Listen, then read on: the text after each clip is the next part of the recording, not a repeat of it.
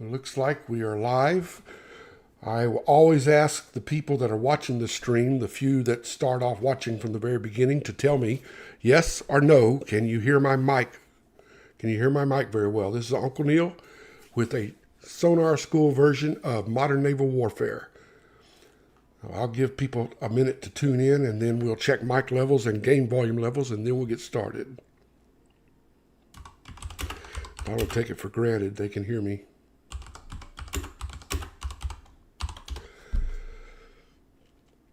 And then I'll introduce you. Okay, so DB7819 says he can hear me good. Stealth says he can hear me. Okay, good.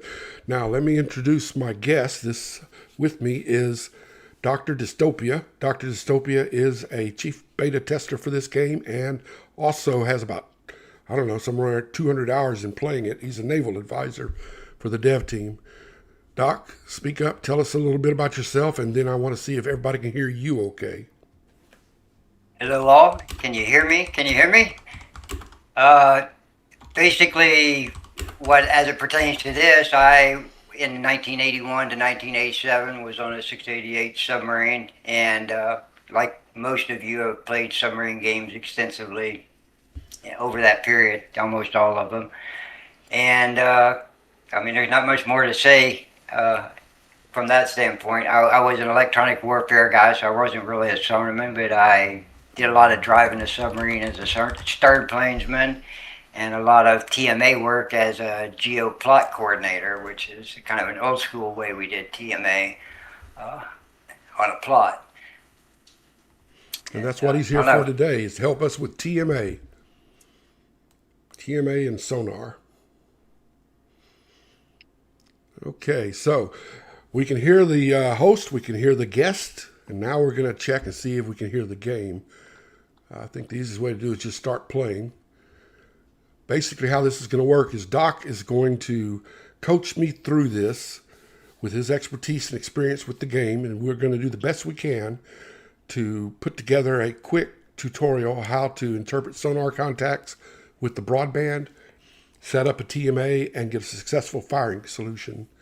And if we drop the ball or make a mistake, well, this is not an exact science, so just bear with us. All right, Doc, convoy hunt or one versus one?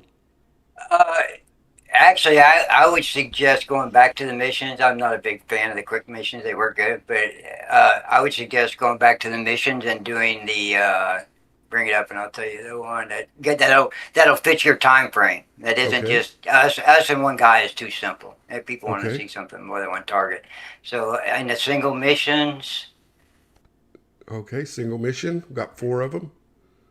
is the collegiate convoy hunt. Collegiate convoy hunt. Deep coastal area.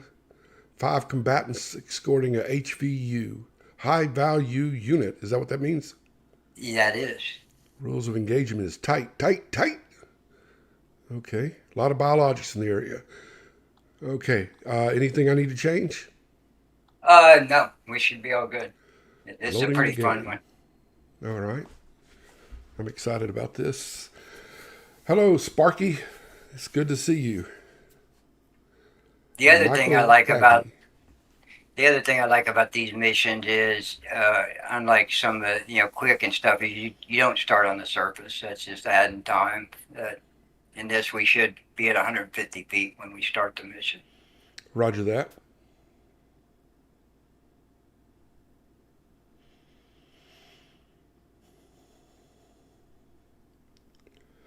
All right.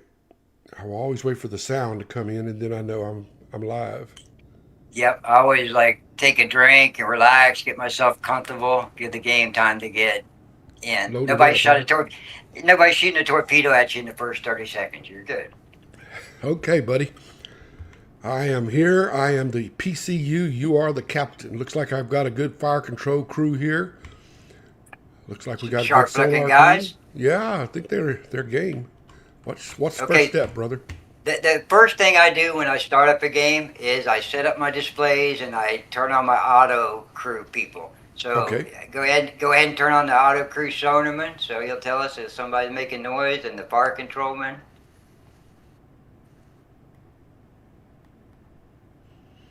There he is. Some of them do. Some of them do pretty good jobs. Fire Do fire controlmen control depend. also? Yeah, but Yes or I'm no? less enthused. Yes, yeah. Okay. What we'll do is we'll man him because we're going to have multiple contacts, and we'll let him take care of all of the things we don't care about that much, and we'll tell him to ignore the one we're going to shoot so that he doesn't screw us up. Excellent. I like Uh, the idea of learning how to use the auto crew. I don't have any idea how to make them ignore one thing or another, so that's perfect. Next. I would also turn on the auto crew ESM. We probably won't be going to periscope depth, but it's a good habit. The first thing I do is man them all, get people So on watch. what are we? What are we? See, ESM, Yes, Em. Okay. Come on back here. not that console, the other one should be a. If This you look one. to the left, no, if you look to the left, go in the room, Ah. look to the left. Okay. Now right click, and there's a guy too. He'll let you know if you Got it. see some radars and such. Okay. Now the second thing I usually do is I kind of decide what, depending on what I'm doing, what I want on the two command displays that are on the Okay. front that you're staring at. So when you click on it, it's going to send you to the right one. Right now they have the same thing, which is kind of, you know, Pointless. pointless. Now, a thing I do just out of habit, and I think it helps my performance a little bit, I always hit the X on whatever's up there and click on what I want. Because what you'll see it does is when you click on the left, if you click them all, they're all going to turn yellow. I guess they're all minimized. I'm wondering if that's using resource. I can't tell you for sure, but I will just say I always close it and open up the one I want. And Okay. now in this one, I like situational awareness on this one. Give me something to look down at. I can pick a sonar sensor and see where everybody is around me. If Okay. you know anything you want, and it's great for running away from things like torpedoes. Okay. And the one to the left of it, if you go back to that guy, it has. If you'll notice on the left, click in there on the left side of your screen. See how that guy's always there. You go. Now we want to Okay. put. You could do time bearing on this one. I like to put my ectus on this. My navigation. Just my thing. Okay. I like to see my navigation screen all over the place because that's usually what I'm I understand. driving by and trying to keep my tactical picture intact. So now back out of that. All right. And right now you have Ectus on one and time bearing on the other, of the big screens on either side, Yeah. which is pretty good. A lot of times I'll put them the opposite of that, but it's not worth going to change. Now, Okay. the next thing I do is I go to the sonar console that's not the auto crew. You're right there. That's the OD's console. And on this one down here, I like to put it on the wide aperture array. We're not going to use the towed array, so we won't have to worry about them at all. And I put all three on there, and what I do is I put the second one and third one. If you see the arrow buttons below, there you go. And the other one on the left, I like to see a breakdown over a long time, but a fairly fast updating one on that sensor. And then go up, and there's a few things I like to do on the display above this when I first start. Okay. So that red thing up at top, you can go up to the top panel of the sonar console. There you go. Okay. And first thing I would do on that one is go to the bottom sounding, Okay. the fathometer, change it to feet, or I do, because I just don't like fathoms. And, kick it on continuous. Okay. Fathometer is pretty secure. It's really hard to detect somebody's fathometer, so I don't worry about using it, especially in this type of a situation where the bottom's not that far away. All right. I Uh, feel confident with that. and you don't have to stay there in this case, but what I like to do is lead that guy up so that when I'm go ahead and back out, a lot of times I'll end up looking in this general direction to check my depth on that monitor to the left that's got your depth course, and it's right there in my field of view. I've got the wide aperture array down to the bottom right. I can see my sounding right above me, and also on that left panel to the left. It's going to give you your sounding and everything you want. Perfect. Let me do a shout out real quick. Hello, Chloe and Olivia. Uncle Neil, our granddad, as you call him, is getting ready to go to war. Don't hold it against me, but I'm going to be sinking some Chinese ships. All right, let's keep going, Doc. Okay, next thing I don't use the auto crew pilot a lot. I like to do it myself, so let's go to the pilot station and get ourselves oriented where we're at. Ready to go. so we're heading in a generally northerly direction, which is fine.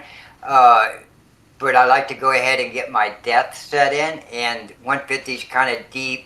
I know in advance, and we'll go look at the SSP and verify this, but the conditions here are probably going to be a very shallow layer and heavy surface ducting. So we're going to go sonar only, but that doesn't mean we're going to do it like deep and try, we're going to go up there where it's a little bit easier to hear it. Okay. So I would start by going up to, let's say, 120 feet. Well, we get all prepared just so we got less distance to go, and go ahead and kick it up to 2/3.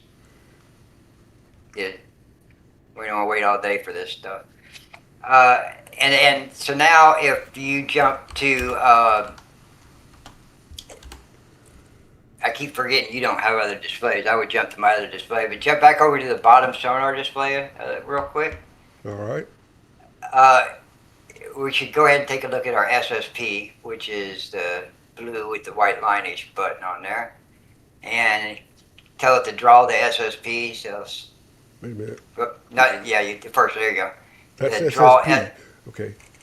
Yeah, and some people call it SVP, either sound speed profile or sound velocity profile. Either are incorrect. Gotcha. I'm just used to thinking that this is the tactical decision aid, but I know what you mean now. I'm ready. Go ahead and hit the draw SSP, because you're probably most used to doing the ray traces, which is another subject that would drag us off into way too deep a discussion, which this is good for, but what we came here for is just to know, see that 72 up there? That's about where the sound is going to get trapped and not come down in the channel above. So we want to get up into that. We're going to get up there near periscope depth, but we're not going to go put the periscope up or anything like that. And that's the easiest way. You can play around with trying to get in and out of blind zones and all that, but for our purposes, we know we're in no danger, so let's go up there where we know we can hear him up there. All right, so we want to go to periscope. To what? 70 feet? I like 80, and I'll tell you why I like 80. 80 you can get by with a standard bell without cavitating, which is moving pretty good, and you can still hear things really well in sonar. So 90% of the time, I will be somewhere between 0 and 15 knots. If I'm going 25 or higher, it means I'm trying to chase down somebody who's moving pretty fast. Otherwise, I'm not going to do that. And so 80 feet keeps us there. And at the same time, the top of your sail is somewhere around 50 feet above your keel. So you still got 30 feet that, if somebody ran into you or whatever, you have to draft 30 feet. Not a lot of vessels do. So if you get hit, you won't get hurt too bad. Gotcha. Okay, so let's see as we get up to 80 feet here if we start picking up some sonar contacts. Oh, there we go. Well, Sonarman's doing his job. Let's see this. Yeah, let's have a look and see what he's picked up. Okay, and then we see there on the right-hand side that he's picked up on the aperture and on the bow, Sierra 2 and 3. And Sierra 1 he's got on the bow. He may not have him on the aperture yet because of the angle, but it may, he'll probably end up with him as well. They don't do it instantaneously. And LAB is the bow array, the spherical one. WAA is the wide aperture. That's on the sides, and these are the two total rays. Correct? Right. Correct, except for the fact it's not spherical anymore. It's kind of conical. It's weird shaped, but yeah. All right. Let me take a look at something real quick on the stream. Give me just a second. There we go.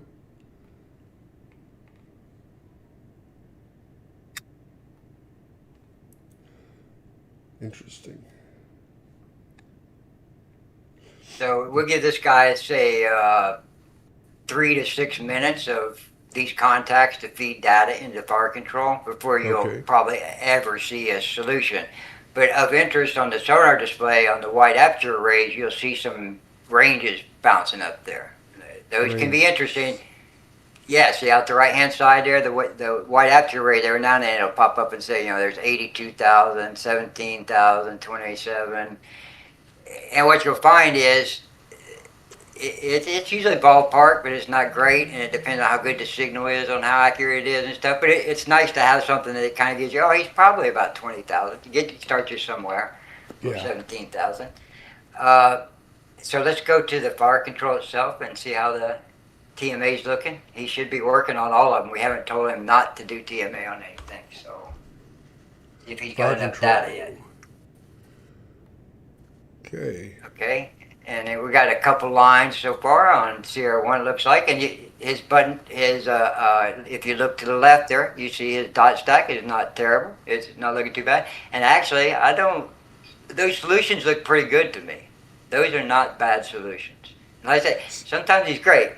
Now, what you'll find is, more often than not, and I say this from experience, it's not a submarine or reality thing, it's the game auto crew thing, is that they tend to put the target farther away than he is. I always assume that it's 20 or 30 or maybe even 50% closer than what he's trying to tell me. So as a rule of thumb, keep that in mind then. Yeah, I always assume that if he's off on anything, it's most probably range. So what you do is you let him build up. You get 4 or 5, 6 dots maybe, and then what you're going to want to do is do what they call change your aspect in the line of sight. So Okay. right now, if you're looking at the target, we are moving to the left in the line of sight. The line of sight Right. is the bearing line. We're moving to the left, and he's moving to the right, or so we think, right? Right. I Okay, understand. and what you get in that, if you zoom in enough and we're going fast enough or having a speed in line of sight, you'll see some of those bearings are crossing each other down there. Do you see that? Back towards you a little bit. At some point, because you're going up and Oh, I he's see what going you're to the saying. right. I see what you're saying. Okay. They So they'll have to. converge here and they'll switch. Yeah, but this is important though. That spot where they're converging, if they Yeah. are indeed going to the east, that means that's the minimum range. They have to be on the other side of that line. So you want to look at that and say, okay, the closest they are is this far. It's not possible for them to be closer than where's that bearing line? It's probably 4,000, 5,000 yards, something like that, maybe. I mean, it's hard for me to tell from here, but Yeah. It looks like I'm going to say right about here is about 16,000, maybe 12 to 16,000. okay. 4,000 So is this branch here. So this yes. 1, 2, 3, about 12,000, I would guess. But it lets us know right off this guy's not real close to us or anything. We're not in any Got danger. So now, as you're getting ready, you get enough dots, you make 2 tactical decisions. One, what's going to help me refine my solution and find out just how far away he is, and B, what's going to put me in a better tactical position. Fortunately, Okay. in this case, They're the both answer to same. exactly, it's the same answer to both questions. You want to make a turn to what? Right 90 maybe or something like that. You want to keep him from running away from you, and you want to push that speed in the line of sight faster than he's making it, so that you can. And what'll happen when you do that is you'll see cross bearings just like the one you just saw, but they'll be on the far side of him, and that'll Gotcha. tell you he can't be any farther away than that. Got you. Yeah. So we'll change our aspect and go keep the range from increasing at the same time. We're going to cross over and then we'll see. And you're saying that these bearing lines, when they merge here and they come out the other side, that's the important part. That's the minimum range they can possibly be. This is where we Right. think he is now, but he actually could be here or here. We know for sure he's this bearing because we're listening to that bearing, but Exactly. we're trying to determine the speed and the range. And this And is gonna especially the help us. range. Especially the range, because course and speed, once I know where he's at, I don't care what his course and speed anymore. I'll put a torpedo in that area and let it, search him out. But range is important.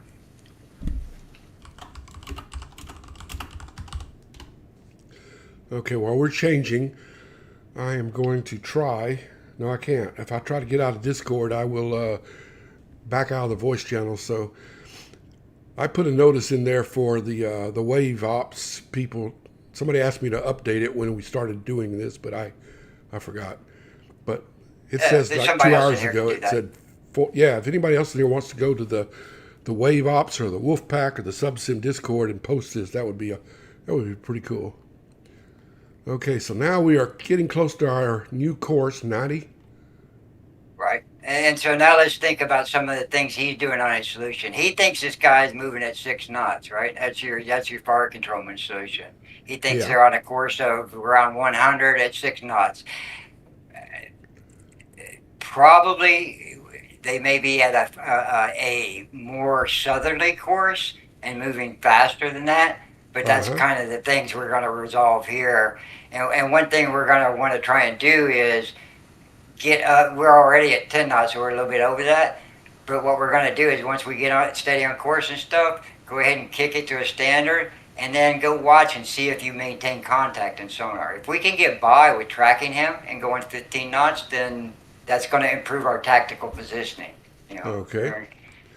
So that's the next thing we need to do is we're almost there. So when we get to the new course, well, we're at the new course. And Yeah, we're might as holding well at kick it up. 79 feet. So go ahead and kick it up. And we could have kicked it up earlier. I just wanted to spend some time looking at the sonar after we do. So yeah, kick it up to standard and let's go check out the sonar. All right. All ahead standard. Oh, wait a minute. There's a very important part I'm forgetting. I got to turn on the voice attack to make the voice attack do anything.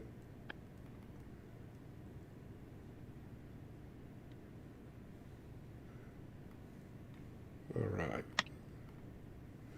Come on with the tips here. Voice attack. All ahead standard.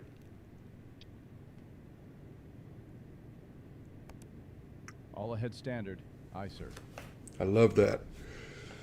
Oh, Okay. as do I. I really am hoping we can put some API hooks or some good functional ways to be able to use voice commands because that's cool. I'm sure they can do that. That's got to be the simplest thing to add to the game is like say find a hook or something and add some audio. Okay, so now we're going to take a look at our sonar screen. All right, and We're still got plenty of room below us. yeah, and that's the other good thing about doing this is you're probably not going to be running around. You don't have to be near as worried about hitting the bottom as you do trying to sprint along and get, move position to get towed array or deep contact. No reason. Got you. So we look to be maintaining a pretty good contact, don't you think? I think so.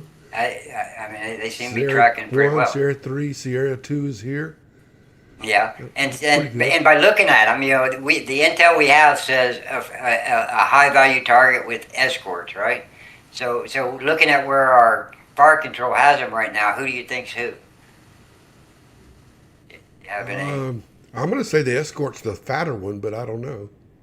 Well, I from the fire control screen, from having, and you can look at them, and one should sound different, right? Two of them are going to be very similar units. There you go. There should be- Process of elimination. One of them is going to sound different. That's more likely to be the escort. So Well, I'm going to it's say more the likely escort. to be the HVU. Yeah, I'm going to say the. Okay, so you think the HVU is the lead one? No, I think he's the one that's in between them. That's Okay. that's probably even the more major thing is if they're protecting him, the guy out in the lead is not going to be him. They're not going to be It's going chasing to be the him. escort. Yeah. Yeah, the escort's going to be up front, and then there's going to be one escort either behind or lagging with them. So I'm betting on probably Sierra 1 is our guy.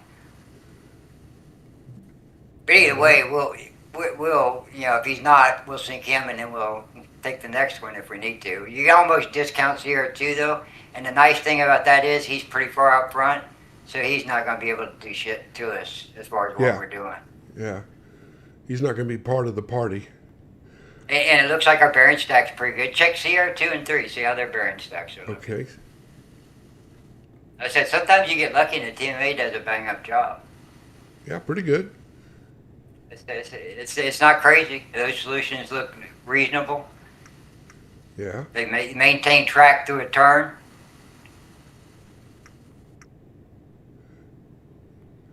Now, while we're here, to sidetrack because it'll take a couple minutes to get up where we want to be. We got to close on them a good bit.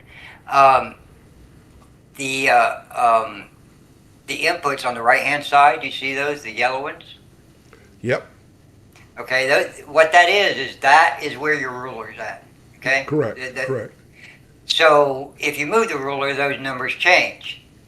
But you can also just change the numbers. You don't have to drag the ruler around. If you know what you think the range is, or you just did a laser on the scope, Yeah. go here and put it in. I don't even bother with making a Victor number and trying to get the periscope to input it because I don't care about anything from the scope except the range. I already know what bearing it is. I got it on Sonar. I have a solution that's going to give me a better course than his angle on the bow could.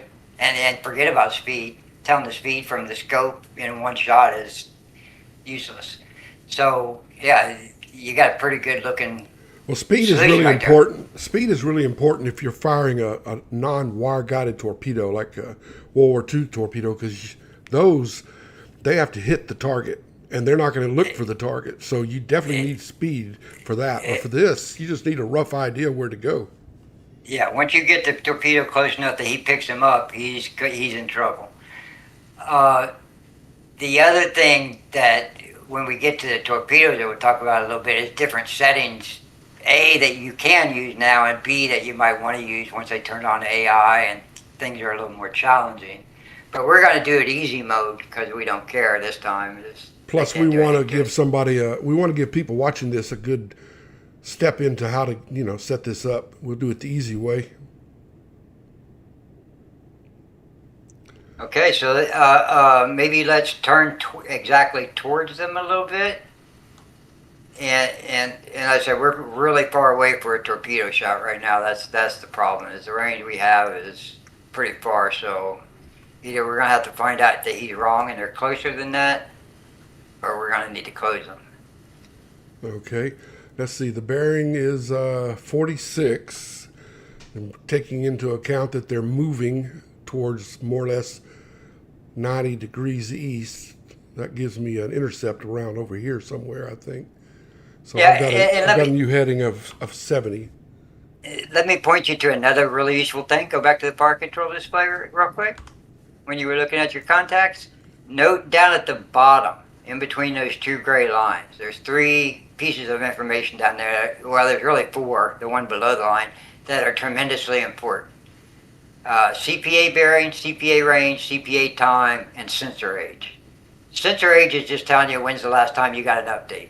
Hopefully that ticks off every time it gets to 60. You should get one every minute. All right, wait. We're talking about this right here, correct? I can't see where your cursor is, but on the right-hand side in green.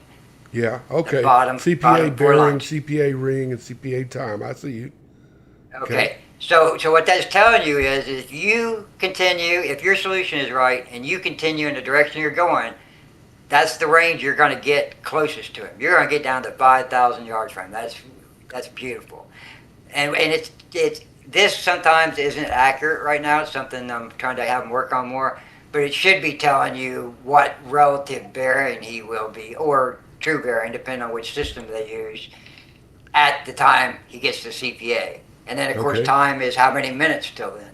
So it's telling you got almost an hour and a half to catch them to get to 5,000 yards. We're not going to get that close, so we would. And the reason I like a course like this is twofold. One, you've got the target that you might have to shoot but probably won't on your right side. You got the other 2 on the left. So when the torpedoes come out, they don't actually go towards the bow. They're actually offset by, I can't remember, it's 10 degrees, 15, something like that, but they're offset. So I like to shoot out of my left tooth, that thing's on my port side, or, and things out of my right, and just not have my wires crossing in front of me, and it just, logically, it makes everything make more sense to me to try and divide it up like that. And B, while I shoot at him, even if I slow down, I'm putting all my speed in the line of sight to not lose contact with him. In case I need to shoot him again, I want to make sure he sank, whatever. Don't let him run away from you, you know what I'm saying? Stay in a position where you maintain the initiative. Don't let him come at you. Yep, I understand. Keep the, what did Jack Aubrey used to call that? Keeping the wind gauge, yeah. Okay, so we are roughly 35,000 yards away. Torpedo range is what, about 30, 35?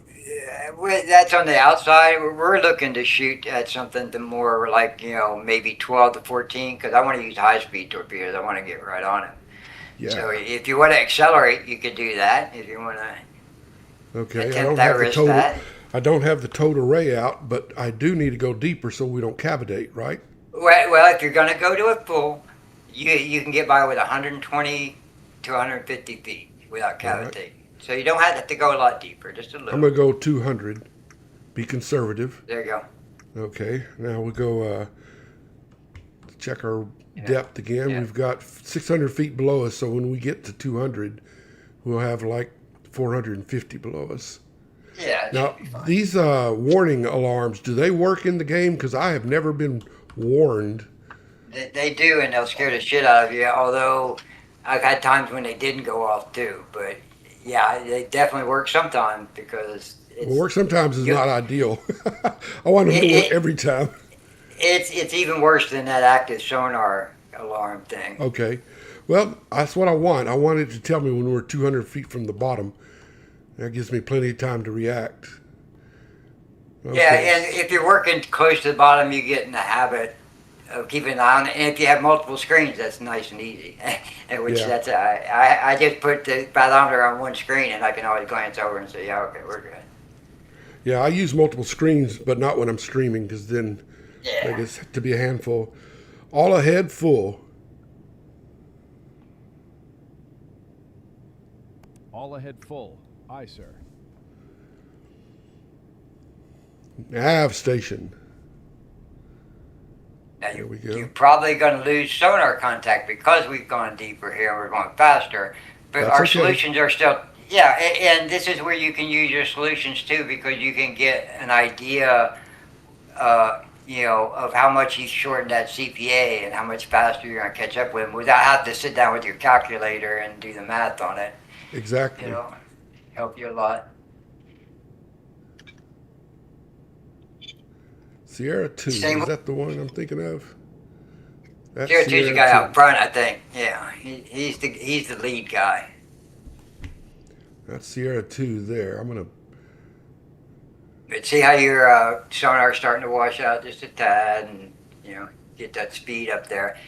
Now, also, I guess it's a good time to talk about that too. If you got a second to go to the pilot station, Okay. since we're going at not quite high speed, but it's a good time to go over that. Is there are some functions once you go above 25 that you want to make use of to make the ship more controllable. Right below where the stern planes and the bow planes are indicated, there's 3 button groups there. One is Okay. BPL lock, BPL rigging, and IN, what's the it's inner stern plane lock is what Right. the third one was. So the bow planes, what you want to do is if you're going to start going fast, you don't need the bow planes, so you lock them, and then that retract button will become available to you, and you're able to retract them into the hull. So it'll make less noise, and it'll be easier for them to control. Now, what also happens when you start doing this is that when you're going faster, they will control their planes with smaller angles. You'll see less up angles and down angles. At some point, I would like to, I've suggested that we have a method to have them be more aggressive or less aggressive. There's some way for us to tell them, hey, I want to get up there now versus, okay, let me just set the depth. But we can get into all that kind of stuff down the road. That's nice to have. At least we aren't jumping around depth and all that kind of stuff now. Okay. Now I do notice one thing that looks peculiar is this is let's go back and look. Make sure I'm not doing something wrong. Okay. Pilot station. Look up. It's working now. A second ago it wasn't working. It was looking down. I mean I was looking up, but I was okay. You can set alarms up on that guy too. So if you say, let me know if I get too deep, too this. The rigging and alarms don't do as much right now as they will. Some of them do a thing or two, but another place I have ambitions about putting more functionality in operating them.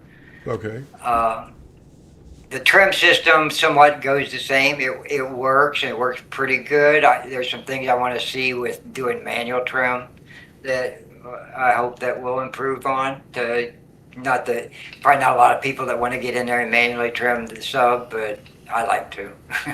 It's something to do. Yeah, it's a part of the It's simulation entertaining. experience. Well, it's interesting to just understand how the weight shifting and buoyancy works. It helps. It really does. Well, it would really be helpful if they get to a point where they implement some kind of damage modeling to where you could actually have a leak, take on water, and then you would have to trim the boat for real. Sure. Okay, now we're Well, saying those guys are going about 7 knots, and we're going 25, so we ought to be closing up the range. Closer, but I don't have a lot of faith in that speed. I think they're probably going a little bit faster than that, maybe up to 10 knots, probably. But like I said, either way, we're going to catch up with them. They can't outrun us. There's no way. It's getting closer. And you see the CPA down there now. It says 46 minutes. You'll be at 10,000 yards based on the solution. So, That's what I'm looking for. and that's telling you a lot too, as you develop a picture in your head of what core speed and range you think somebody's at. When you pop back up here in a minute and slow down and pick them back up, you don't want to forget where they were, because the TMA guys will. They'll just start working new solutions, and if you sprint too long, they'll actually give them new Sierra numbers. So don't sprint for like maybe 30 minutes max, or you end up with new contacts you got to work out. But which hopefully will extend, we'll see. But you want to mentally in your head say, okay, now that we think they're here, how did they get from there to here? Was I wrong? Are they going south more than they thought? Are they going faster? And that's how you refine your solution down. Every time you take a break and you're not getting bearings, and then all of a sudden you're going to regain the guy, make sure you look at the overall picture when you're coming up with your new solution, and consider that he's not magic. If he's going 10 knots, he's going 10, and But it's got to make sense. Got to be seen. exactly, or you'll just end up chasing your tail around, because there's almost always multiple solutions to the bearing lines. Okay.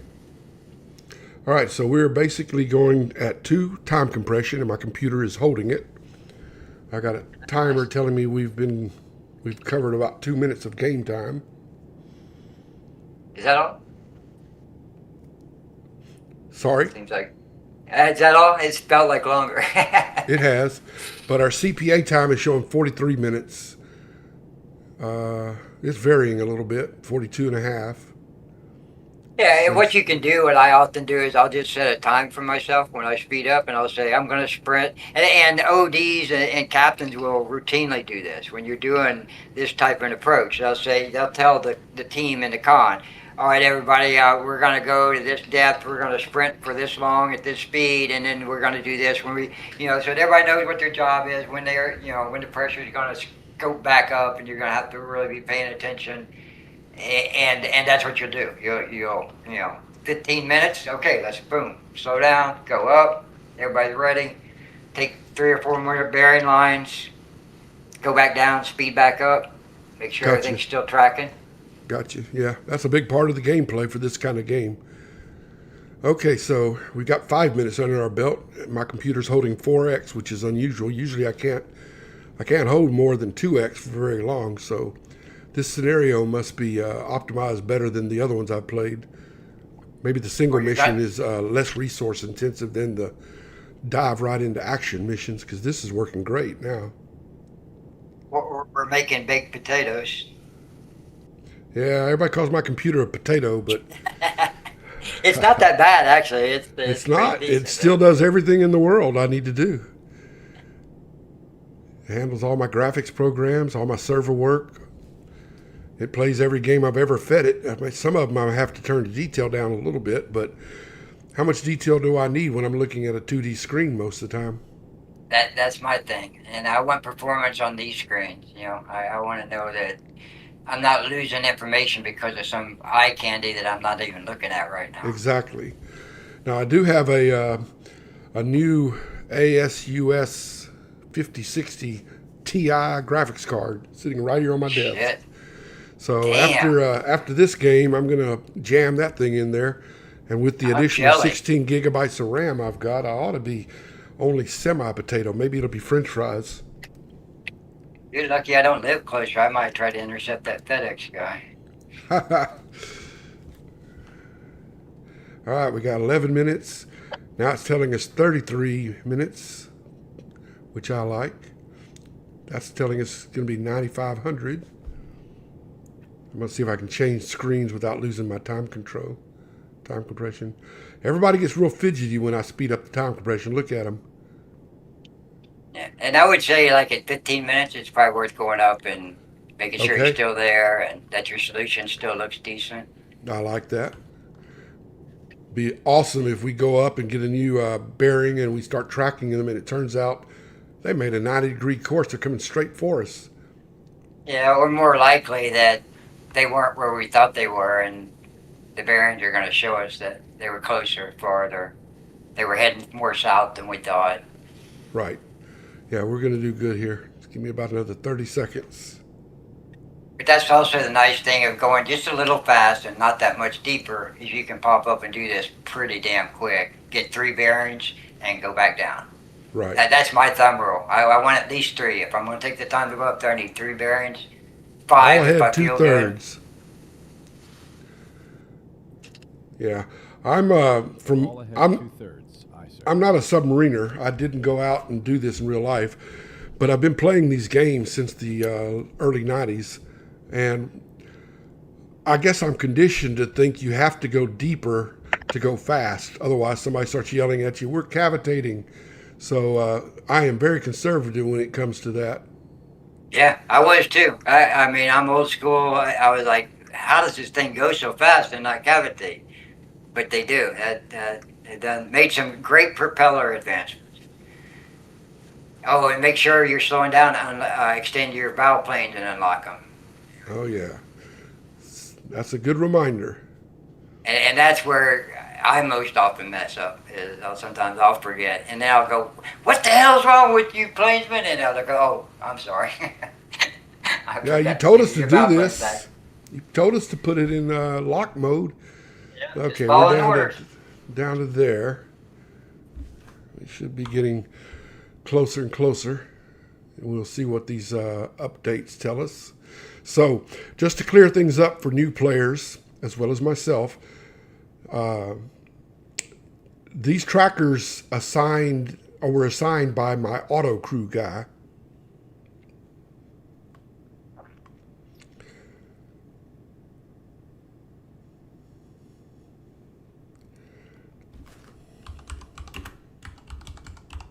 What depth did you tell him?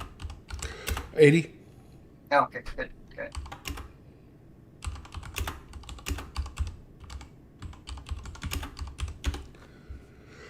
All right, let's see. What are we looking at here? Our speed is 13, depth's 80. Okay, so we should be getting He's good popping us with information. a new. I see a new one up there, but that may be one of the. He may be getting a new number. That's what I was talking about. Sometimes they'll do that. So and we they'll were just up give there you- too long then. Yeah, we were I mean, sprinting we're too down long. too deep. So do I want to nuke these out of here and start over with 4, 5, and 6? Well, I would let him work those, like the new contacts. There's no reason to turn off the old ones yet because Okay. it may prove interesting to see where his new solution is versus the old one. You know what I'm saying? And that may give us some hints as to if we were wrong. And if the solutions look the same, then we know, hey, we were bang on. Okay. I mean, at the end of the day, if you've got a solution, you don't need but one bearing. But it's, getting that right solution. Well, here's the new ones. I've got one bearing line for Sierra 4, which is Sierra 3 on our old map. And then, let's see, what's the next one? 5. 5 is linking up with possibly Sierra 2. Yeah, and see how far down to the right he is? He's Remember what I moving said away. about Well, or remember what I was saying about being on a more southerly course? Yeah, he's either Look back moving at away it, or he's going more south than before.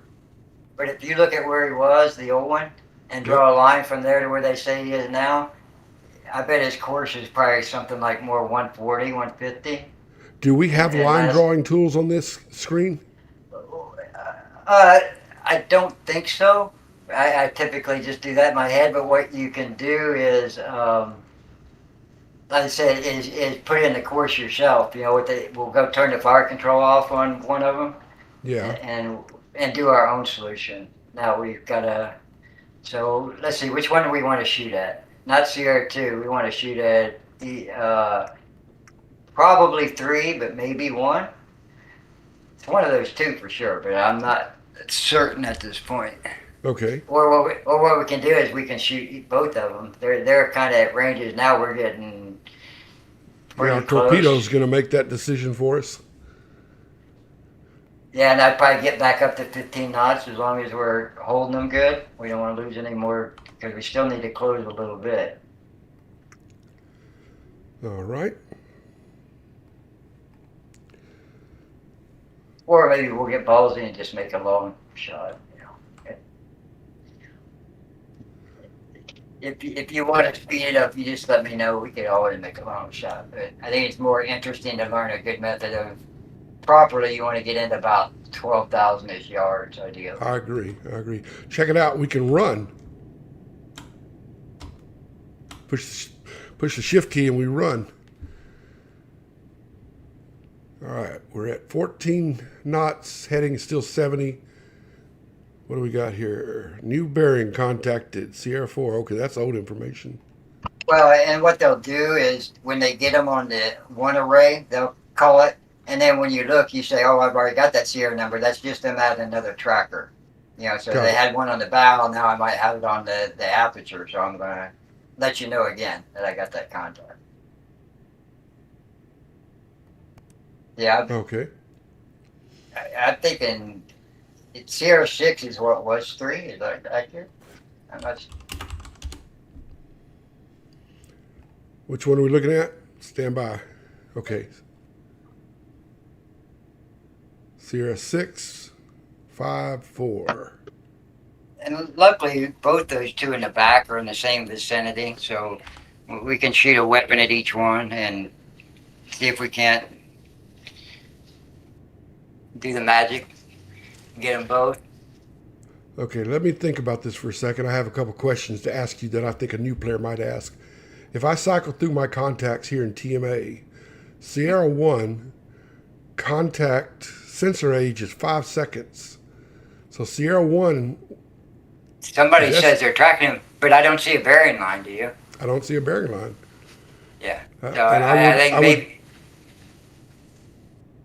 Go ahead, I'm I sorry. think maybe that's it. I was just going to say, I think maybe that could be an error or something freaky, buggy. Maybe that tracker, it didn't delete it, so it's picked it up. So now you got 2 things tracking it, but it's only drawing the bearing. For some reason, maybe the sonarman is preventing it from it because he knows he forgot that contact or something like that. But we need one that we can actually see new bearing lines on. Anything else is going to be problematic. I agree.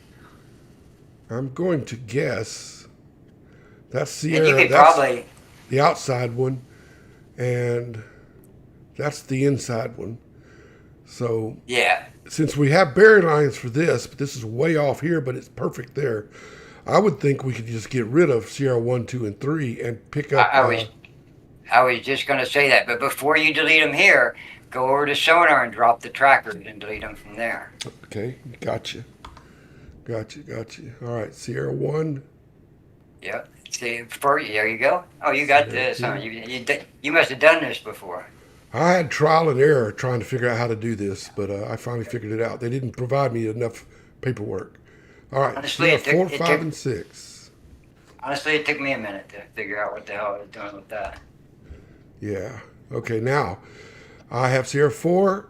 I'm going to apply it, right? You feel good about that solution?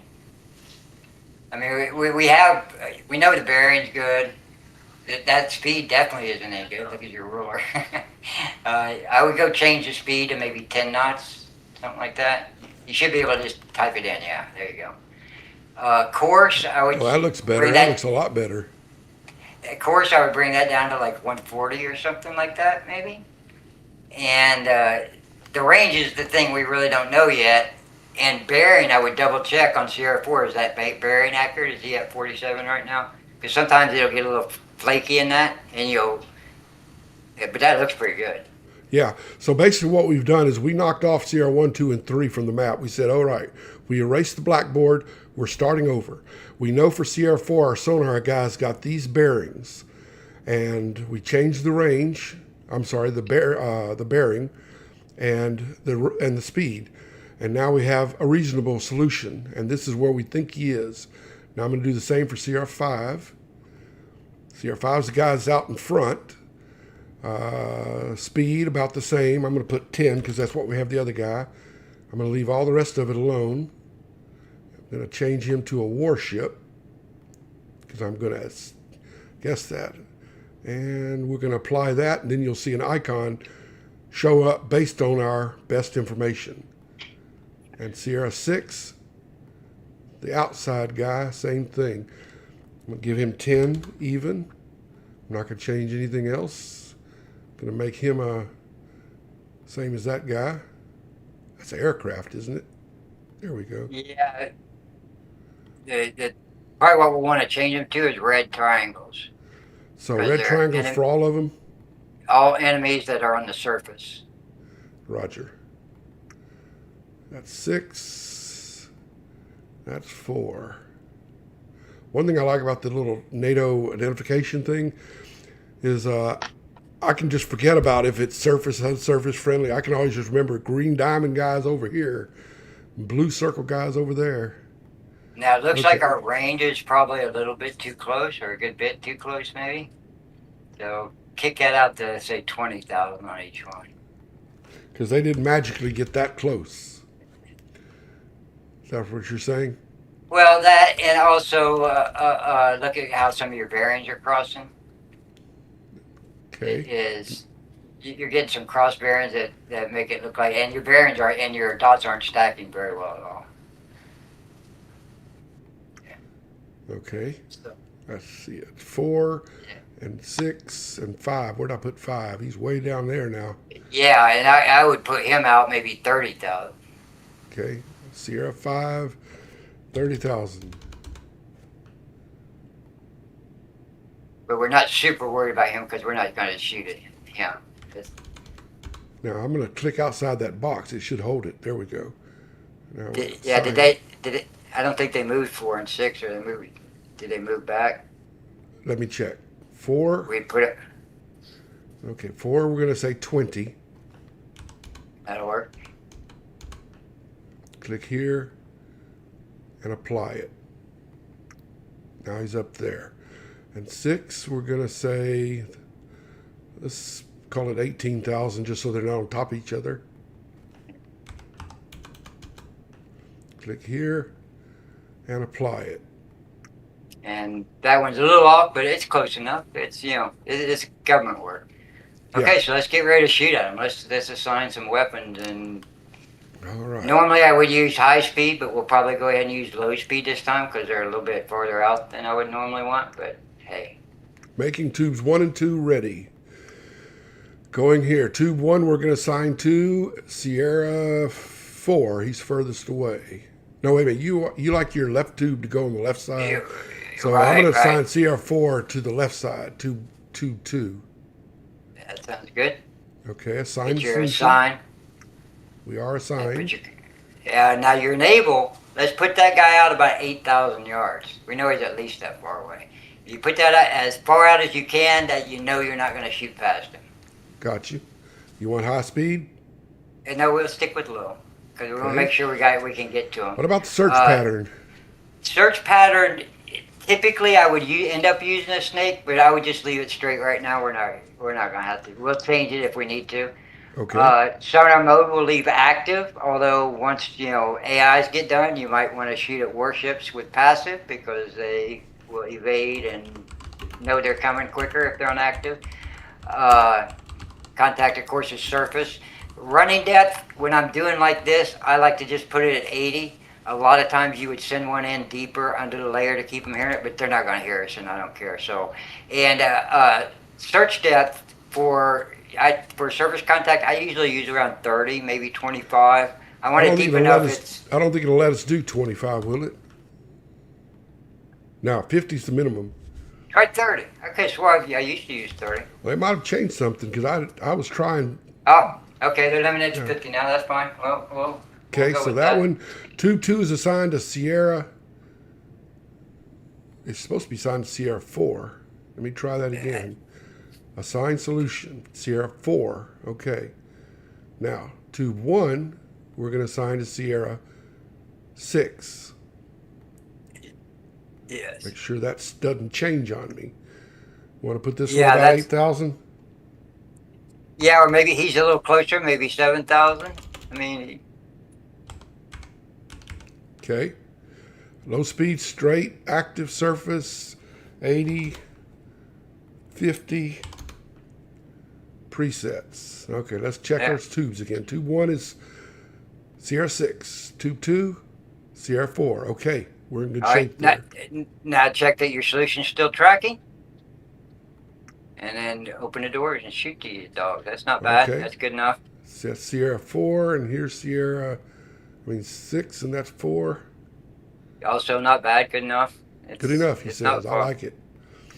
Okay. Sierra 1, flood the tube. Open the doors. Bear with me just a second here. Ooh, it's hard to see down here. It's quiet too. Okay, arming torpedoes.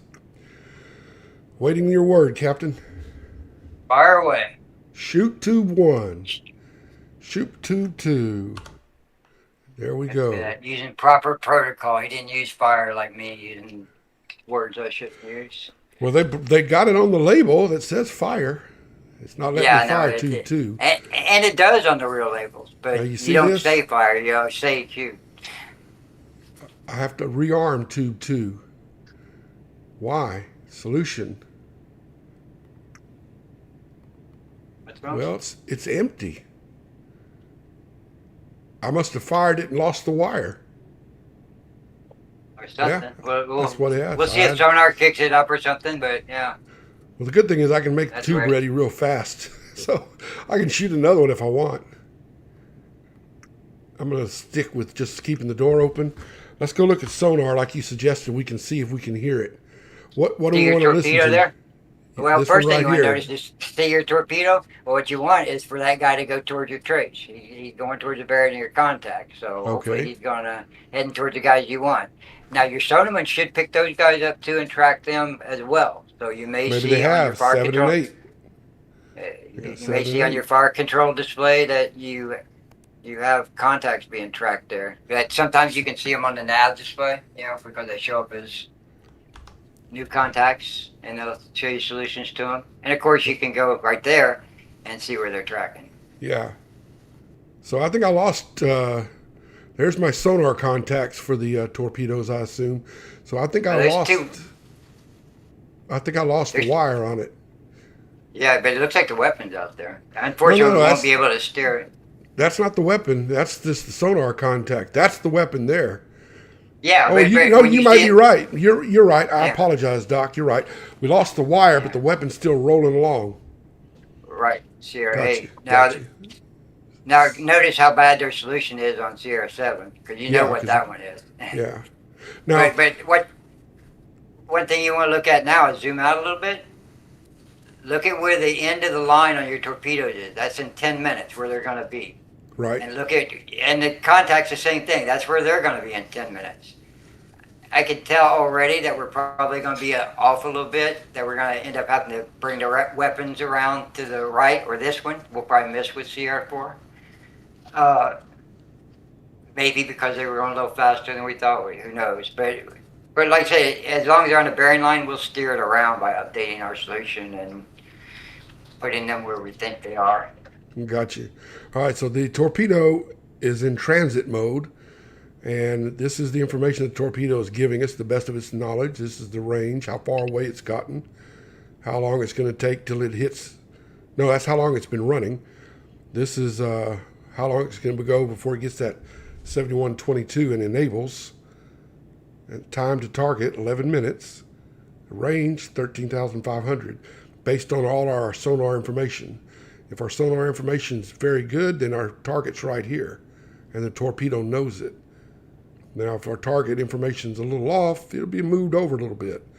But the torpedo should be able to hunt them down by itself if he needs to. How's our TMA looking? Are our targets tracking? That one's kind of wild looking. CR4 or CR6? Yeah, CR4s are kind of ahead where the weapon's chasing him, and we can't steer that. But the bottom weapon doesn't look too bad. He's going to be pretty close if that's where the guy really is. Okay, range doesn't change much. No. And a tactic you can use if you're really unsure about the range or you want to maximize or minimize your chance of missing, get behind them. Oh, yeah. If you get behind them, go in the same direction they're going loosely and shoot up that bearing line, and it's just a matter of time. Yeah, no doubt about that, because basically what you're doing is you're like a car following another car on a straight highway. If you take your rifle out the window and shoot at the car in front of you, doesn't matter if your bullet, how far ahead of that car is, as long as he's in a straight line, your bullet's going to catch him. Exactly. And if you're close to him and you've got the weapon on high speed, he's not going to get away. Well, let's talk about the dotted line a little bit. I want to line that up, and I know I can, but generally speaking, to get it to twist, which one of these babies does that? I don't think speed's the big deal. Bearing seems to have a lot of effect on it.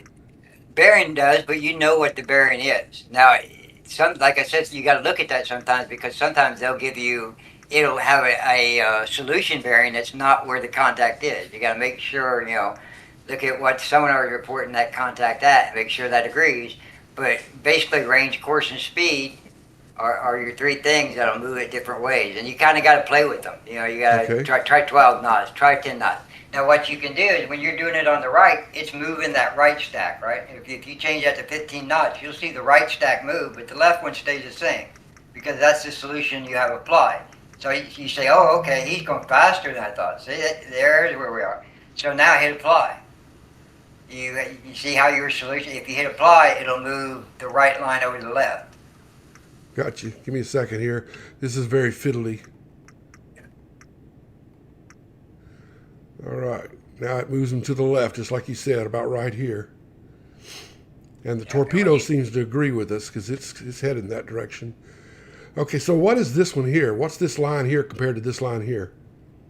Where are you pointing? The two lines on the left? Yeah, I'm sorry. Yeah. The one on the right is the solution based on your ruler, or the yellow stuff on your right. The one on the left is based on the stuff in green, which is your current solution. Gotcha. That's why you got to move that over to make it green before you go press assign. That'll steer the weapon. So if you think you have a better solution now, go over to that weapon you still have a wire on and tell him assign to that contact again, so he knows what your new solution is. Okay. And if he needs to steer in order to intercept at that new solution, he'll do it.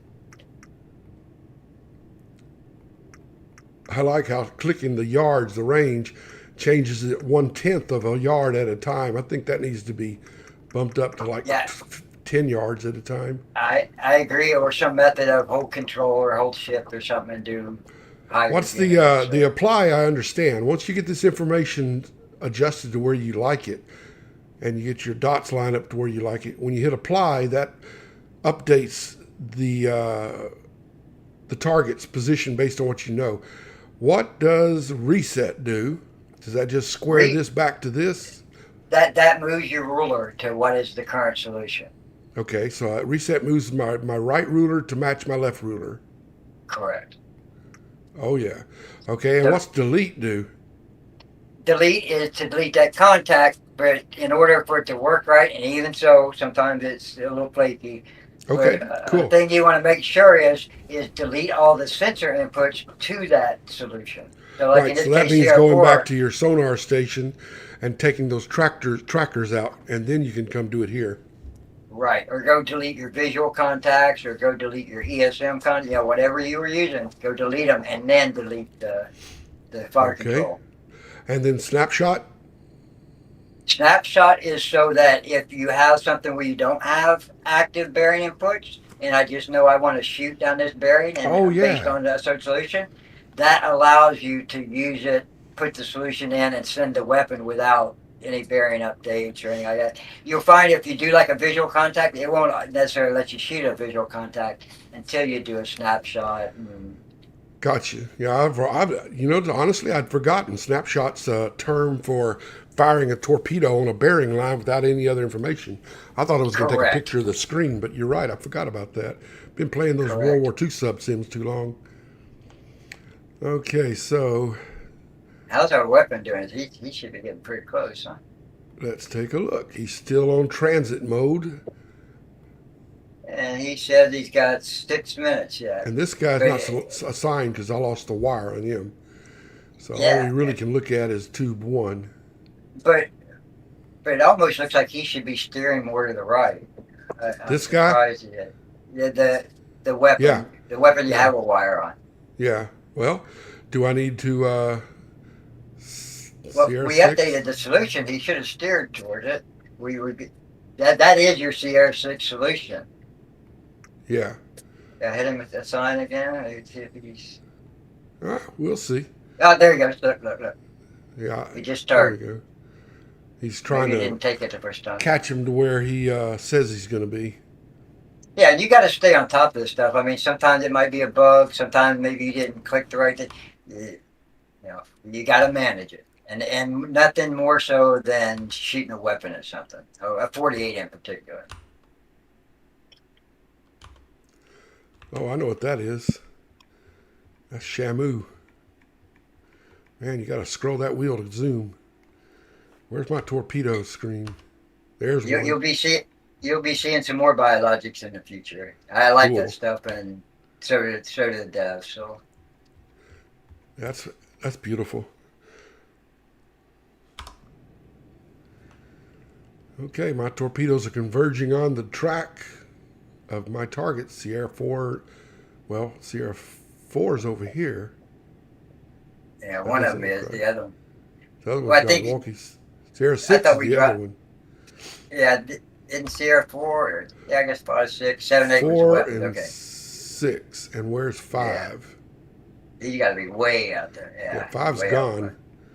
Five's gone. But we are Yeah, closing the range, so if we have to take another shot, it'll be even faster. yeah, and I think Sierra 6 is the prime target anyway. I So think you're if right. nothing else, just that weapon's giving that guy something to think about to keep him off your ass while you're making sure you take out the HPU. And like I said, you're still in an optimal tactical position. If nothing else, you can run behind them and shoot weapons up their ass all day. I love the sound of that. Free Willy. Yeah, that's what it is. Free Willy. I've killed some whales before, never intentionally. The I weapon usually, with the wire guiding's looking really good right now, though.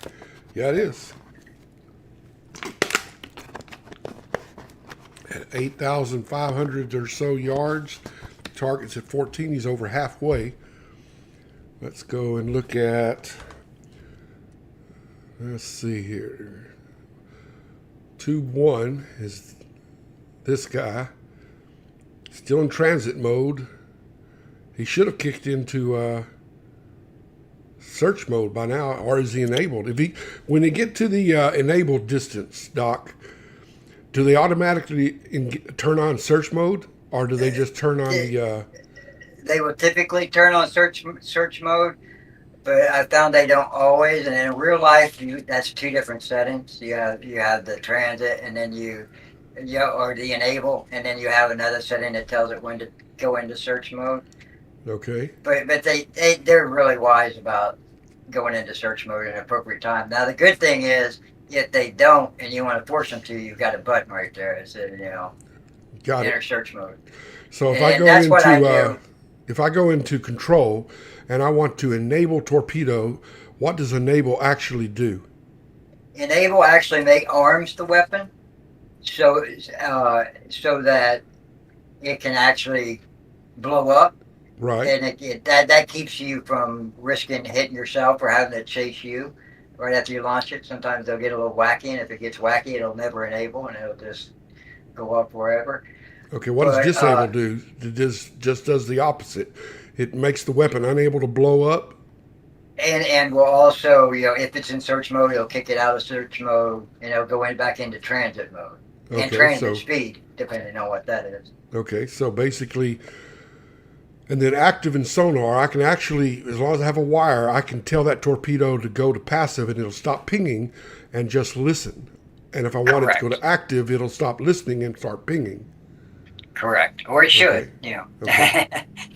Now, the other thing, too, is let's say you saw the torpedo and you saw right away, well, it's right there, but he went past it, and you're certain that that's where he's at because your solution may have been bad. Maybe the torpedo knows better than you.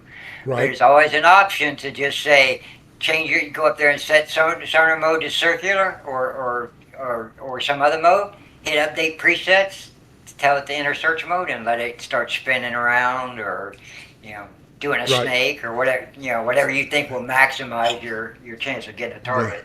the Hail Mary. Okay, so we got about 3 minutes till we think it's going to hit. So I'm going to start a timer just to keep up with it. I'm Meanwhile, telling you, we might have got Sierra 4. To I be think honest, so. Now, the question I have now is, will we have any confirmation from our sonar? Is there any sound or anything that will tell us? We get a little splashy yellow.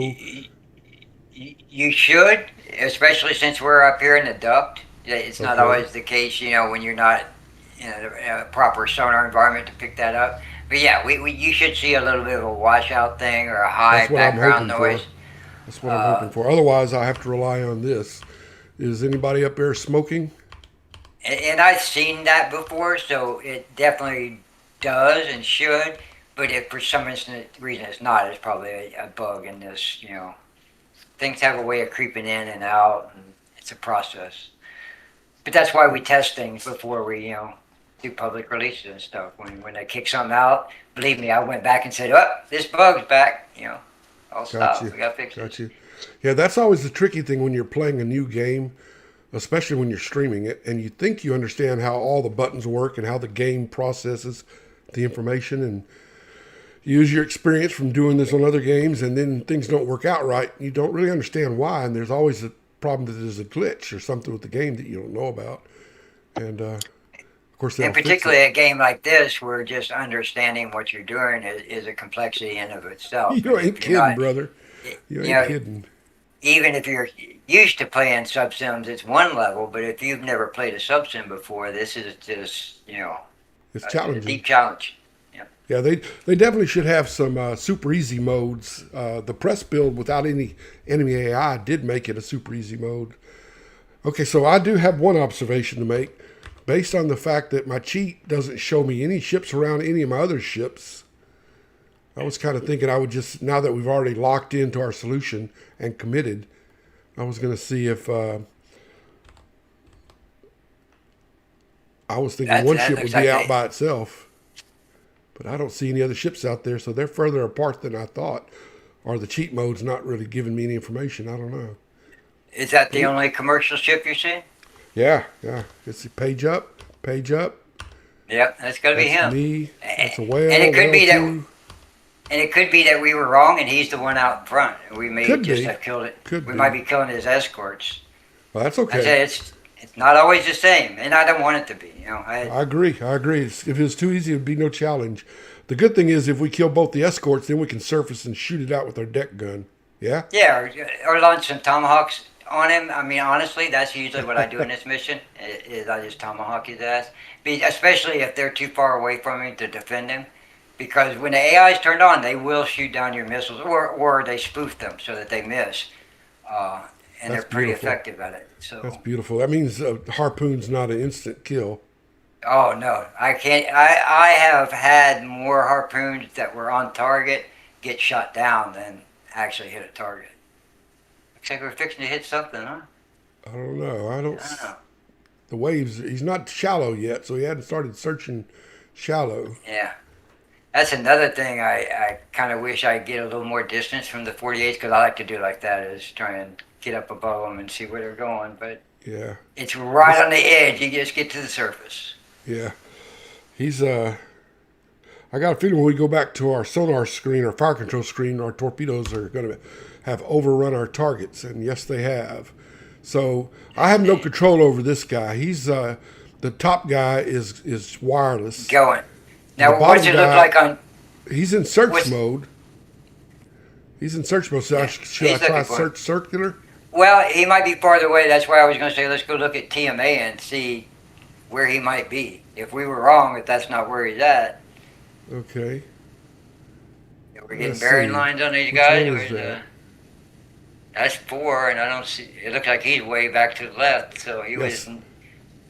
It's So he all was either changed going- now. There's 6 down here. 4 is that one, and that's the torpedo we have no control over. So this must be. I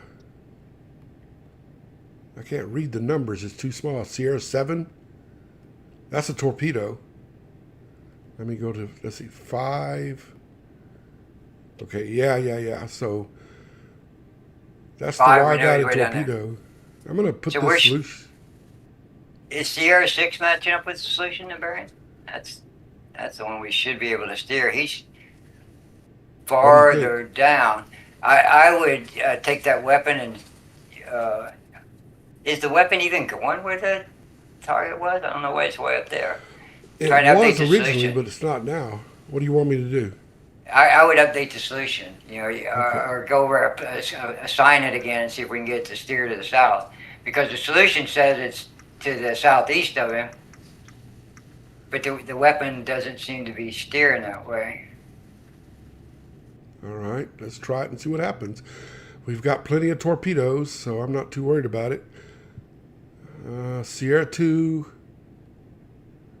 That's Sierra 6. 2-2, Sierra 6. 2-1. Okay, 2-2's all we can do. Yeah, the other one still got the wire out. Yes. That weapon's still running? It Where's he sounds at? like it is right there. Sierra 8. Well, Here's I mean, the trick. from the weapons display. No, the It weapons should have a display. W on- I guess the wire's gone on both of them then, isn't it? There you go. Wire Yeah, disconnected. so shut your tube and reload. Shut your tube. That's what my girlfriend always tells me. Here we go. Empty. No, that one's already loaded. I forgot. I loaded that one because we lost the wire on it early. Okay. So we have no wire on either torpedo. So now we have to determine what our sonar solution should be. Yeah, but I would just go ahead and take another shot at Sierra 4, try and update that solution just a little bit, but turn to the southeast because you're going to be shooting from right behind him. That's perfect. It doesn't really matter what his range is. Okay. Now, hey, he hasn't gotten any bearings on Sierra 4 lately, right? Well, has he not? Let's look at it on the sonar display. Where's Sierra 4 at? Get a good bearing. Sierra 4. Range 12,439. Bearing 142. According to one. 58 according to the other. Yeah, around 140. So where's the fire control showing him at? I seem to remember it wasn't 140. 75. Yeah, so you're bearing up top. Yeah, so let's update him, and it's got him in the wrong spot. And put him out, 14,000. What they're calling him.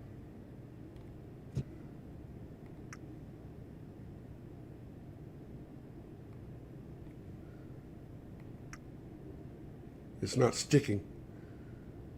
Well, and I'm sitting here looking at the bearing lines I'm seeing on the screen are not 140. We're on Sierra 4. That might be my fault. You can't see my mouse cursor, so you don't know that I'm moving stuff around. Oh, Okay, okay. now we're at 140. There we go. Okay. Okay. That's my fault. Sorry. But I'm still not seeing the sonar bearing line. You get what I'm The saying? blue lines, yeah. The blue line, yeah. Why aren't they going? It seems like can try and change to another one and come back to this guy.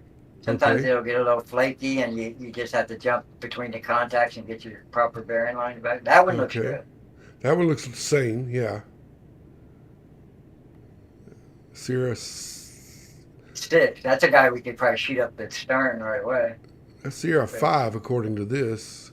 Well, And Sierra 5 and this, 6 are both down there, aren't they? that's Sierra 4. Where's Sierra 5? I mean 6. You know, Boy, it's getting messy now. Wish you could turn off all the tracks except the one you want. According to this, that's Sierra 6 and Sierra 4. And that's the two guys we shot at. That's Sierra 5 Right, down right. here. Right. So change course down and go and match their course. Okay. They're going 140. Let's go to 140 and see. See if it varies a whole lot. If it doesn't, then we know we're on approximately the same course they are. Right. And we can shoot up their bearing line and it should walk into them eventually, especially with a straight search. Yeah, I think maybe we had them a little fast. It looked like both the weapons were trailing behind them a little, That's okay. which is part of why I like to get like more of a rear aspect. You have a lot less bearing change. It's more about the range difference, and you just got to wait it out. Okay. Unlike a World War II sim, it's not always best to shoot from the side. It's a little harder. Oh, yeah. Connie Container and Cactus Cacti said first proper underwater attacks, not using the photonics. Yeah, man. Too many World War II style attacks done on other streams. Well, guilty.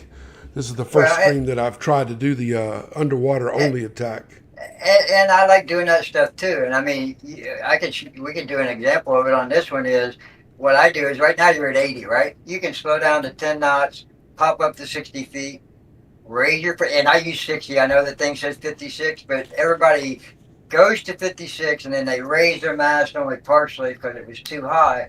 I say stay deeper and raise your mast, raise the photonics all the way, get all the depth you can do and still see out. So anyway, go to 60, put your scope up. You don't care about anything but the range. Do a ranger sight. Now I've got bearing range. Put in whatever course speed you want, but when you make that shot, that's exactly where he was. That bearing at that range, and it's one laser shot and shoot. Right. Based on that. Well, let's see. Our speed right now is 15, so we're gaining on them by approximately 5 knots. And we have tubes ready. And they're fairly close. We should be. We're getting closer, yeah. You want to take another shot at them now, or do you want to wait? You still getting a good bearing track there? I was looking for the blue lines. I see one going there. It's not far off, huh? Okay, that's Sierra 6. Now, Sierra 4 is just junk, I think. Either it's junk or where we think it is junk. It's separated and that ship went this way. Yeah, that's just crazy. But see, we don't have any dots. Those dots represent a blue line, correct? Yeah, there's something got buggy there or something when we, went from Sierra 1, 2, 3 to 4, 5, 6. I think maybe I agree. it might have freaked it out a little bit. Okay. Which is something and it's something I should have shown you earlier is if you go to the auto fire crewman, you can right click on them and you can tell him to ignore a contact if you're doing TMA on it. So yeah, look at his right. This is the guy here. Where do I put my dot to click? Towards his screen a little bit more. There we go. Now right click or left click, either one, and go down till it says. Oh wait, you're on Sonar. I'm half-assed paying attention, I guess. Oh my God, I am. That's embarrassing. Okay. So TMA Solutions, the first one that was up there. Although these are, you know, you can kind of do countermeasures or do things with tubes. But yeah, TMA solutions, yeah, and say secure. And then you can pick a Sierra number or whatever, and he will not mess with your ruler or your solution. If you do not do this, you might put in a solution, and he might think, you don't know what the hell you're doing, I'm going to fix it for you. He'll change it back. Okay, so Yep. secure means it takes it out of his hands and it's just me. Exactly. Okay, do I want to do that for any of these? I mean, that's up to you. I just wanted to make sure you knew where it was. These guys Okay. haven't been terrible so far, so, you know. But I tend to do my own. I just don't like them messing with solutions, and it puts it out of my head. I understand. I like to do both for the demonstration purposes so the players can see, you know, what's involved. Absolutely. All right. Well, since torpedoes are free, I'm going to go ahead and load up 2 more. We're going to take a shot at Sierra 6. We're going to... Are his blue lines crossing him properly? Where is the Sierra 6 line? I'm trying to... Yeah, I wish there was they could figure out a way to improve this. Oh, I will give you one recommendation. See that stuff at the bottom? It's got a little time bearing plot and aspect dials. There's Hang a on, blue okay. button. This Yeah. all the stuff at the bottom. There's a blue button like the 4th one over. Yeah, there you go. I like I that. don't. Yeah, I don't use that as much, and I like a little bit more display room for my solution. That makes perfect sense. That's a very good tip right there.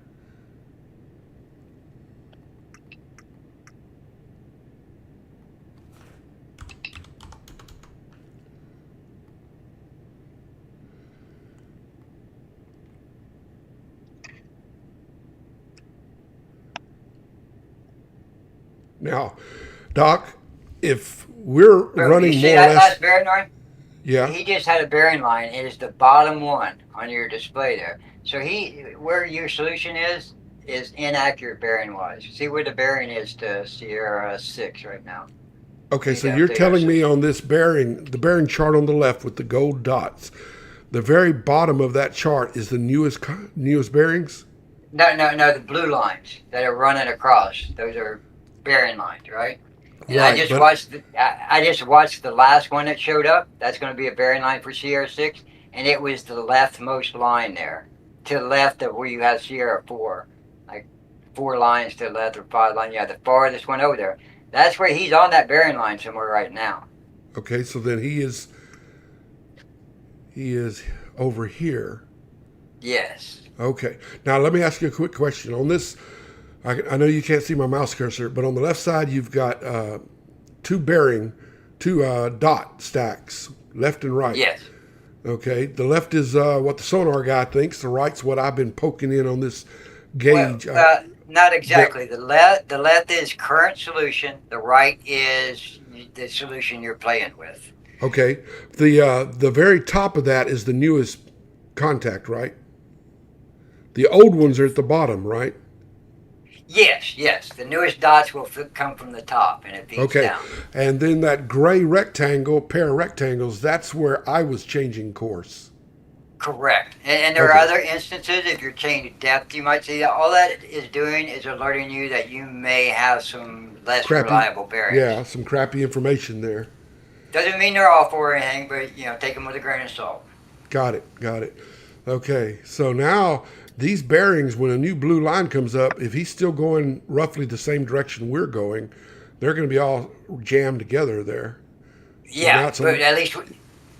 And that's why we almost can't miss him. If we shoot down that bearing line and he continues to be at that bearing, eventually the torpedo is going to reach him. All right, so this is what I'm going to suggest. We're not going to worry about the range or the speed, but we have the bearing. Let's go ahead and take a couple. Let's send 2 torpedoes his way. What do you think? How about it? Let him have them. But space them out, because if you're not doing what they call a salvo, Yeah. then you don't want them too close to each other, interfering with each other. So, like shoot one and then maybe a minute or 2 later shoot another type thing. Okay. It's Tube 1, Sierra 6, assigned. We're going to say at least 7,500. Speed low. 80 is Doc's recommendation. Update presets. Okay, now tube 2, same thing. Give him the Sierra 6. Assign. Low, straight, active, 80, 50. Update. Now, just for my own sanity, I'm going to go back and double check, make sure this hadn't lost assigned. Okay, I'm happy with that. Anything to suggest before I shoot? Yeah, I got it. You Shoot got away.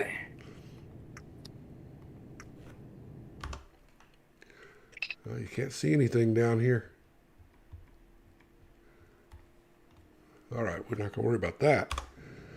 Okay, 2 tubes. Wire is running. Of course, the left tube's going to cross the sub a little bit, but it's not going to be too bad.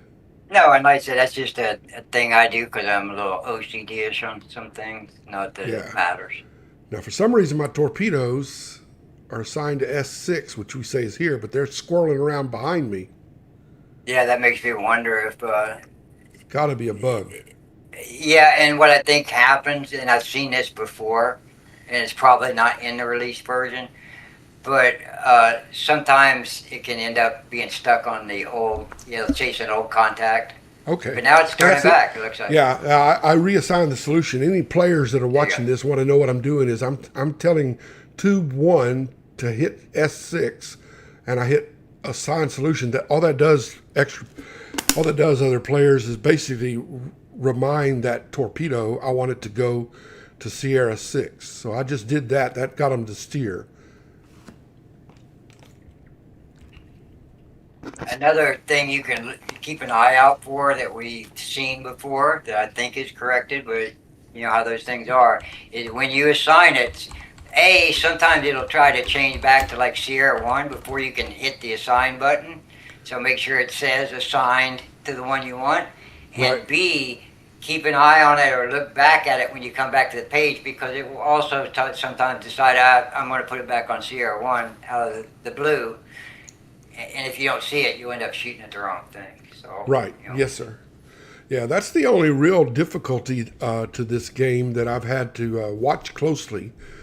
And that is when you're in the sonar station with your trackers, when you're at the periscope, photonic mass station with your trackers, you have to be very careful that when you start taking ranges or checking moving things, you have the right contact selected. And I think I explained that in one of my other videos because I use the photonic mast a lot.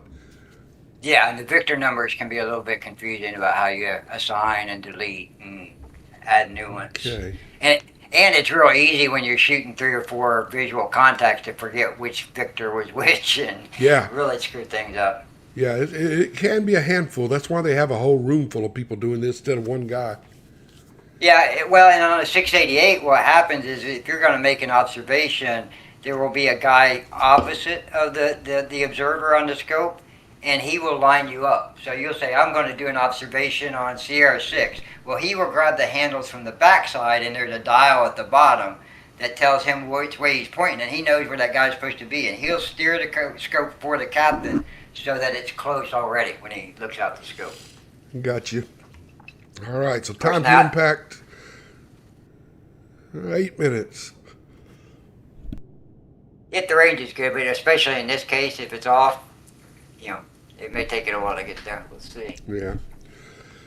No problem. No problem. That's the fun of a new game, learning how everything works. Sierra 7 is a torpedo. I am going to, if I can get the, there we go. Gotta have the right button, Neil. Sierra 7. That is an old torpedo. I'm going to delete that. That's how you take the contact off. And Sierra 8 was as well. I'm going to take that off. And now it'll be like they never existed. And that's another area where I'd love it if we could figure out a way for the sonarman to know when to delete contacts or be more knowledgeable about this is the same guy we had 30 minutes ago, and we know that, so don't give me a new Sierra number, but it's challenging. Yeah. All right, so we're rolling along.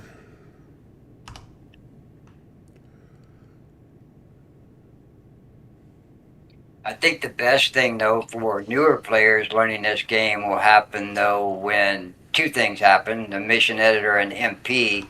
One, so that you can make more leveled training missions for people Right. than might be initially, and B, the multiplayer, because this type of environment we have right here is you can bring a new guy in and say, hey, we just want you to man the fathometer, or play pilot, but he's here participating, seeing, knowing what's going on, and he will slowly pick up the other stations.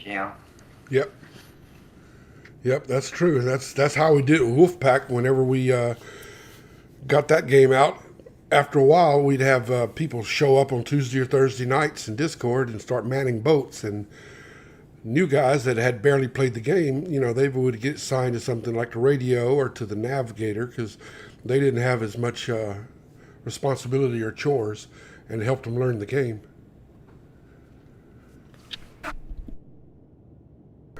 Multiplayer, I have nothing for or against it for this game. I mean, I can see where it'd be great, but mission editor is where I really, really am interested because mission editor means that we can make 50, 100 missions and put them in campaigns, and then you won't have a dynamic campaign, but you can play through one campaign, then you can play a different one, and it'll be dynamic.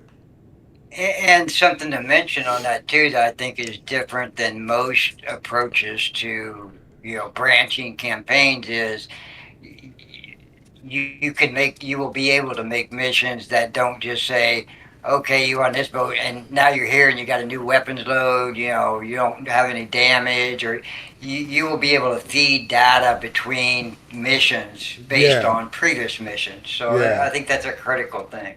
that is a good thing, especially with these kind of boats because you're in some pretty lethal warfare. With World War II boats, you either were okay or you were sunk. But with these boats, I think having damage that carries over and a certain number of weapons that carries over from mission to mission will be very helpful. Another thing I want to do that I hope the missionaire will give me the ability to do that nobody ever does is make tracking missions and real world missions that aren't involving everybody launching missiles back and forth against each other. They're a lot more challenging actually than shooting stuff because tracking something and staying, close enough to hearing but not getting inside of a certain range is not as easy as it sounds. Yeah, that makes it a good gameplay challenge. Bubblehead says Fathom Eater's watch is usually the first watch a Sonar man qualifies. Yeah, and they hate it because they have to go out to the control rooms. At least in the old days. On the Virginia, they're in the control room, but back on the 688s, they had their own little room and they kept the lights down and they were all chilled and laid back. That was, you know, That's crazy. that, What do you think about the fast attack that sank that Indian warship over? Iranian warship off the coast of India. that was quite interesting and astounding in a few ways. One, but that they apparently weren't very ready for the threat condition they were facing. They were kind of lackadaisical. And B, I can't believe we actually gave them a warning to abandon before we blew it up. Yeah, That's highly uh, non-typical. Usually, the first thing you know is when things start blowing up all around you, and you go, "Oh yeah. shit!" Well, I mean, if it's actually probably smart because it's not like they can retaliate, and it also demonstrates the superiority that we have over them in that capacity. Yeah, We can give them a warning and still have no threat to ourselves and take them out whenever we want. Of course, any fast attack submarine is capable of that, I believe, even today. So the whole idea that if we ever get in a shooting war with the Chinese or the Russians, I would not want to be on a surface ship for anything. They're just targets. true that. Although I wish we had more submarines because we're kind of I wish we had more Seawolves. I remember, well, and I know you do too, when they first started making the Seawolf, it was like, seriously? 8 torpedo tubes? That's amazing. Holds 50 weapons? That's amazing. Can go just as deep as any Russian sub? Oh, I'm so impressed. It's going to cost $2 billion a sub. We can't afford it. We're going yeah. to stop. So now we're making a new class that's not as capable, and it's going to cost us $3 billion a submarine. Right. And that's always been the way of the Navy and their submarine program is they make a lot of purpose built. They look towards a mission a lot. And that's changed. Back in my day, the 688s, all the old guys were bitching because, well, it doesn't do this and it doesn't do that. All it does is go fast. That things they used to have on other boats that they did well. Like, for instance, ESM on a 688, you can't tell the bearing of a radar contact if you pick it up. You just know it's there. On a Virginia and on previous classes, you had the ability to what they call DF, direction find intercepts. And people in my community, EW community, didn't like losing that ability at all. Yeah, once you take something away from somebody, that it's usually people are not happy about it. You know what? I bet it's nighttime outside. Yeah, it's getting dark in the water. All right. Still don't see other ships nearby. I was hoping to see at least one ship by another ship. I really wonder if that guy wasn't out front, which totally surprises me. That's okay. A weird escort formation. That's maybe those Chinese Navy guys are smarter than we thought. They said, hey, they're going to be expecting this. Let's do this. Uh-oh. Oh, one of them ran aground. Now, that's the guy that's out in front. That's my guess. And that's what I thought. I thought we'd have an escort out front. He's home. He doesn't need to go anywhere else. He's going to be the recipient of a harpoon missile. Because if I go back to my fire control screen, that was Sierra 5. Jesus. Yeah, and that's something you can do too. I like to do. I've got a few screenshots of when I've done that. When your torpedo, you think it's getting really close to a guy, go up there and lob a few harpoons at them while they're, trying to evade or get away from a torpedo. It's a good distraction. Okay, so we're still in transit mode for Tube 1 and Tube 2. They have almost transferred 70. Well, they should be getting close to. If I switch them to active now, will they start looking? They should. I mean, they should already be active, right? What is that? What it's called? Yeah, it's the active search mode, but they're still in transit. It says there, so yeah, you could kick him into search mode if you think he's that close. And we've got it. I'm sorry. I guess the question I wanted to ask you for the player's benefit is, they're in transit. If I switch on active sonar, I mean, they're in transit. Will they have active sonar or passive sonar start working when they get to the enabled distance? They only when they go into search mode, which they do on their own unless you command it, based on how far they are away from the solution. But you can force them there early, just hit the enter search mode. And in our case, we've got a straight search, so they're going to keep going the same direction. They're just going to start pinging, and the only danger there being you're going to alert them now. If they didn't know there was a torpedo coming at them, they probably will once you do that. But that should probably be fine. And my mention of launching harpoons, of course, you can't do that right now because we shot 2 weapons and we've got 2 wires. So you've got interlocks. You can only shoot 1 weapon from each side, or have 1 door open at a time. So the only way you could shoot a harpoon would be to close the door. Right, and lose the wire. Correct. All right, well, we'll sit tight here. Keep an eye on it. We've got and what you might 2 want minutes to go.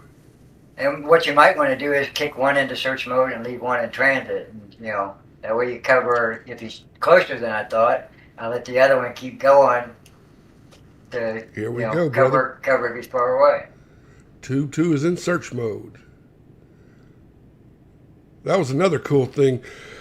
I don't know if it's real or not, but in Fast Attack, and I can't remember the Sonar games, but when your torpedo actually acquired the target, you would get a crew alert saying, target acquired, and your torpedo would turn red, and it's like, okay, we're about to see some fireworks. I always liked that. That was cool as hell.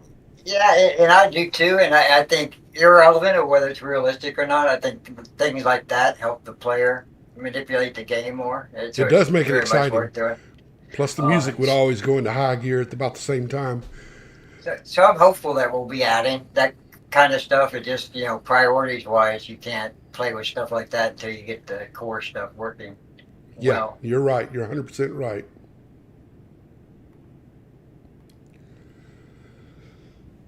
All right. What time is it? It is 5:43. When did we start? 4 o'clock? We've got about 15 minutes left. Well, we'll This see if is this one hits him, and we'll throw some harpoons at anything that all right. isn't. We can watch him fly in and hit some stuff. That's always fun. Everybody loves watching a harpoon. Yeah, they are cool. Tube 2 is searching, and Tube 1 is still in transit. Which one's in front? Let's see, Weapon 4 is Tube 2, I think. And Weapon 3 is Tube 1. Attack. So somebody's got something. Oh, See, yeah. that's Who is it? Who is it? That's Tube 4? Tube 2. Yeah, I'm going to put the other one in attack mode. Here we go. Enable torpedo, enter search mode. See if it does the same thing. Oh, yeah. Let's take a look. It's either you or it's you. One of you guys is about to get a wake-up call.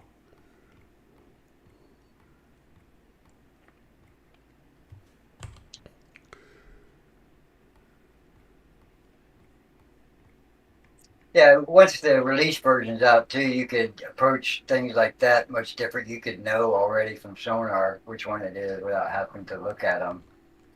Once we have all that low far and stuff, and you could get a pretty good, a better speed than we had probably as well. It's not perfect, but you can use Demon to get a pretty accurate speed. I got you.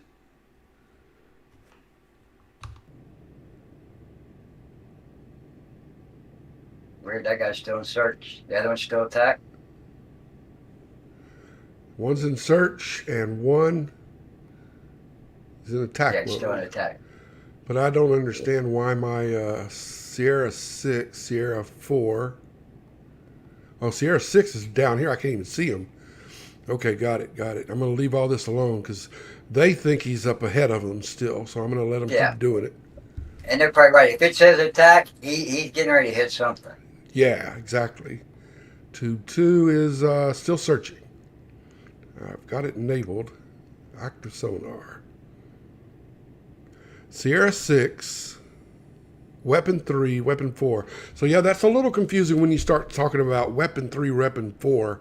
Since and I don't know how it works in real life, but I would assume whatever makes sense is how it works in real life. And in this case, I have Tube 1 and Tube 2. I would rather see Weapon 1 and Weapon 2 than Weapon 3 and 4. I don't need to know that that's the third and fourth torpedo I shot. I can only have 2 out at any time. I want to know what tube they belong to. Right. You can put something like like WT and a number and okay, Weapon 2, 3. Yeah.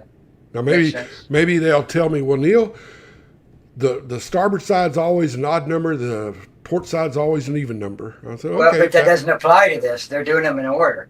It wouldn't matter what the third weapon you shot, no matter what tube it came out of, it would have been W3. It'll still be W3, yeah. So that would help me a lot knowing, because I don't know what Tube 2 is. Is it Weapon 3 or Weapon 4? I don't remember which one I fired first. And I like your approach, and I would speculate that probably the reason it's done like that has to do with like replay systems and stuff. Because although Weapon 1 and 2 are gone for you, they're not when it comes to replays and logs and things like that. And I think that's probably part of the problem we run into with Sierra numbers is, yeah, you delete out of fire control, but back there in the brains of the system, it still has to be there because it's going to show you a replay when you're done. That data is still out there.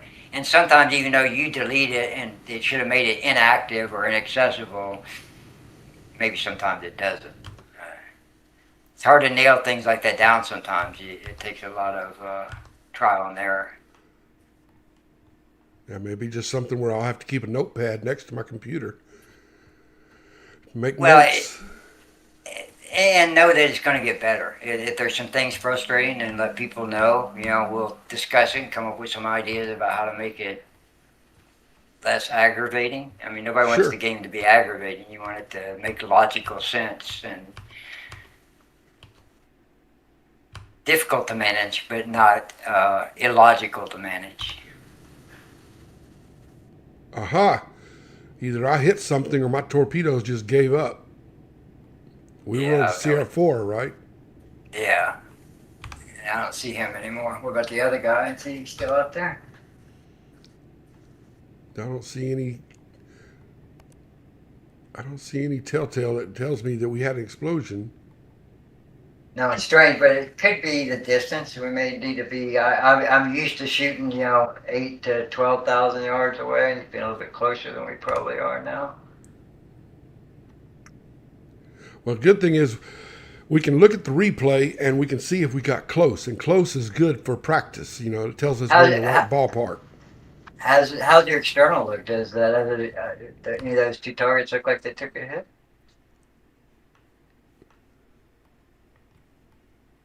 Usually, if they take a hit, they'll either be smoking, listing, or at least have a black smudge on them. That's what I've seen. Yeah, which is harder to see at night, but Yeah, but I don't see any indication it hit anything. and if you hit them from behind, about 90% of the time, that they'll lose their thrust ability, lose a prop or something like that, and they'll go dead in the water. So we got them at 10,000 meters, but they must be further away than that.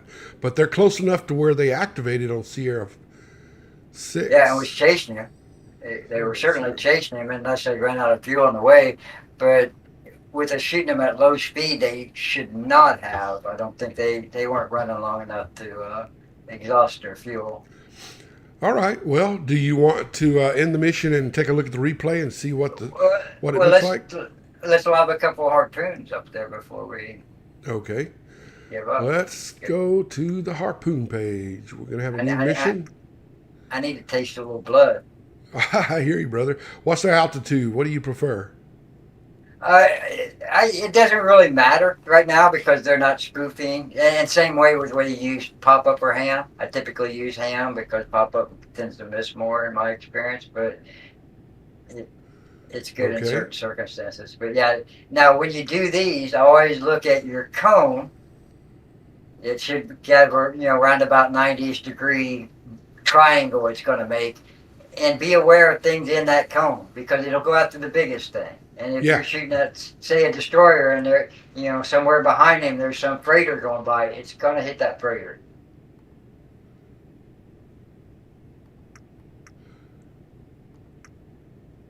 I'm going to go with him first. He's further away. All right. Save the mission. Go to our harpoon tube. Oh, we don't have any harpoons loaded. Hang on. Yeah, we got them loaded. We just need to make them ready. There you go.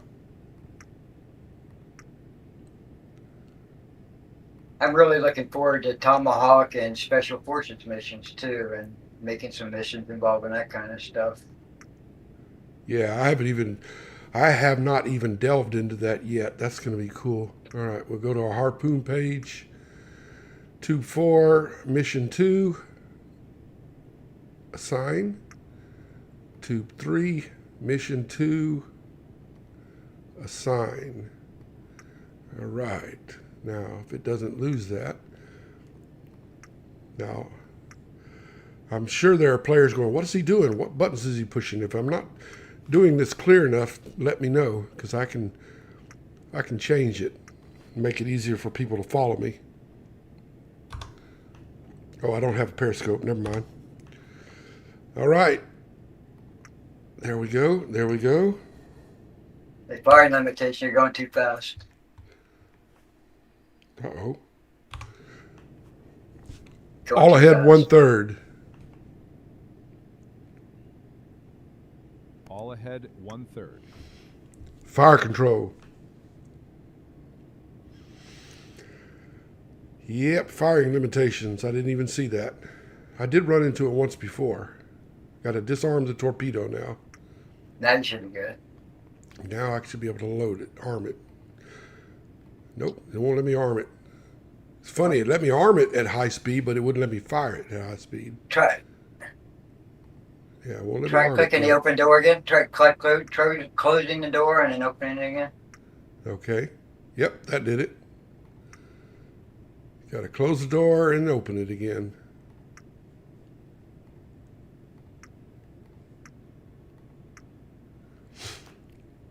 And I can't see anything. Are you going to see those rockets, boys? There we go. Here they come. Coming out of the container and boom. And you'll often get a lag spike, like right in here. This is some of the most demanding graphically wise when you're watching this right here. Until the booster goes off, then it'll come out a little bit. But when that booster's burning, it can tax you a little bit.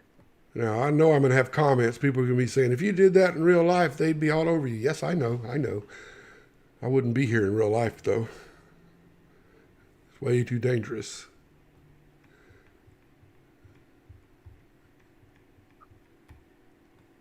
There we go. Yeah, it's got dark on us now. Well, he's adjusting a little bit. I can't remember if on these, I don't think you can use like night vision and stuff. That would kind of be handy too. You know, I think there is a thing for that. Hold on a second. I got to remember what's the button to pull up the, The I know HUD. what it is. Oh, Yeah, it's up here. That's not what I want. That's not what I want. Yeah, that's almost what I want. there we go. Yeah, we can see them now anyway. There we go. I had forgotten about that. I knew there's some way to do it. There we go. And this is pretty much the only way you can know if you hit a ship out of visual range. There's no other indication, right? Right. Yeah. And actually, one thing I've asked, and I think we've somewhat implemented, I'd still like to see it better, is, a submarine captain doesn't always know whether he's accomplished his mission, and he sends data back, says this is what happened, and they say, okay, yeah, you're good. So I want to see us use the radio room more on stuff like that. Is you make the shot, you think you hit the guy, you go up, put up your antennas, tell headquarters, and they tell you that, yeah, that's good, or no, you didn't, go back and try again. Yada yada. Looks like And that that can let something's you about know to whether happen here. Here No, we I are. hear you. Boom. All right, got one of them. It almost looked like there was a hit in front. That might have both of them hit the same guy. Yeah, they did. That one missile I was following had another one in front of it, I believe. And so that was Sierra 6, right? So he was the destroyer.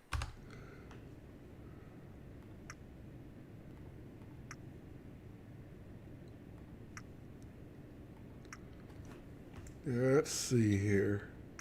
And if you get really creative in your harpoon launches, you can have a guy like that guy, you just hit him. So you say, okay, I know I don't want to shoot him. Yeah, just make sure your enable point is past him and you got to hit something else. All right, now what we're going to do now is we're going to make a new mission.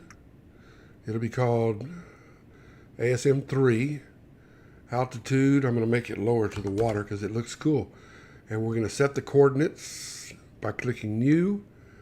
And we're going to try to hit this guy here. Now, we think we hit this guy, but harpoons aren't indicated on the map, so it's anyone's guess. So that's mission number 3.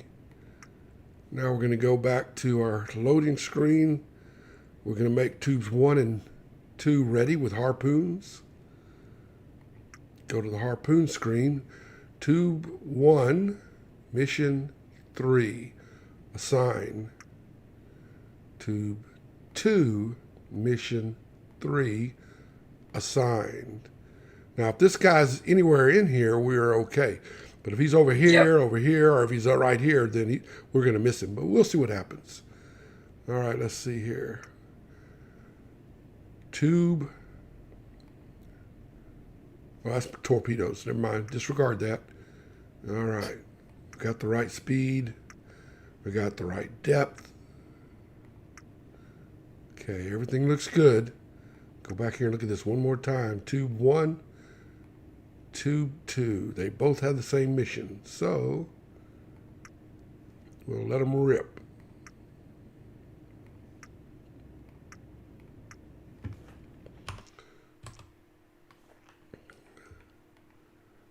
that's me over there on the left. All right. Wow. There's 2 torpedoes. Tell me that doesn't look cool.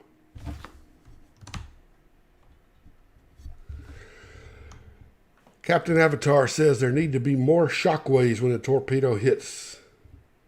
Like sea power, NCMA. I don't know what NCMA means. What's that? NCMA. Don't know. Okay, this is my back harpoon. I got another one up in front somewhere. Like he steered on something. Yeah, if we're anywhere in the ballpark, this ship should be a lot closer than the other ship. And when we watch the replay, I'm going to be very keen to see that second salvo that we sent. I think we had to get pretty close. The range was probably further than we thought, like you said. Naval combat in the missile age. Oh, yeah, that's right. That's what the Sea Power, that's their byline. Now, Sea Power's got a lot of eye candy that makes the game a lot of fun to play, but this one focuses more on the all the numbers behind the scene to make everything work like it should.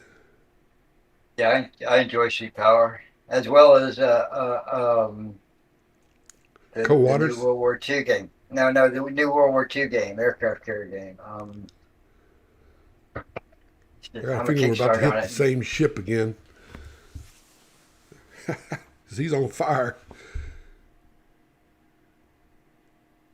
Task Force Admiral. That's what I was thinking. Oh, I haven't played that yet. I don't think. Have I? It's really fun, but it's early in development. They've only got like 3 or 4 missions, but it's a Kickstarter thing. If you weren't a Kickstarter, it's not out in early, or maybe it is out in early access even now. I don't know. I kind of just jump back in there, like once a month or every 2 months, see what's changed, and but it's beautiful. It's beautiful. If you like watching World War II stuff, it's brilliant. All right. I'm going to shut her down. You good with that? All right. Oh yeah. And I said, let me know. We'll hook back up and do another session. Look at other things. Oh, I'd love that. I would love that. Let's take a look at our, what do you call it? All right. So Replay. we missed one. No, that's us.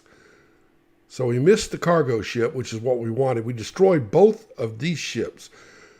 But one of those probably destroyed itself. Okay. Maybe, probably, because that's probably the one that ran aground. That may have. Oh, yeah, that's right. That's right. There's a whale. There's us. Now, do you know why? It did start the way I thought. You see that? Yeah. The one we want was in the middle, like you said. Yep. And that's why that one ran aground. But I have a question. Why is the sensor data so far off from the actual data for us? Is that just our navigation error? I'm not sure I follow you. What do you mean? Well, true data. Oh, where it shows own ship at? That's got to be some. Yeah, bug? that's got to be some kind of a bug type thing or something. I thought it was either a bug or it was just factoring in the fact that my navigator is really shit at his job. He says, we're over here. And I said, hell, we are right here. It doesn't really do that. And inertial navigation is so close that you wouldn't even be able to perceive the errors over a period of a day or 2. Okay. So, yeah. All right. It's probably just an S. I'm going to guess the release version probably would do it better. Okay, so here we go. We've figured out these 2 ships are right here. So you had suggested we need to increase the range. I think we put 30,000 down. So these might bump out to 30,000. This one is pretty close to here. So let's see. And I thought they might be closer, but it looks like they're a little farther away than our solutions had them.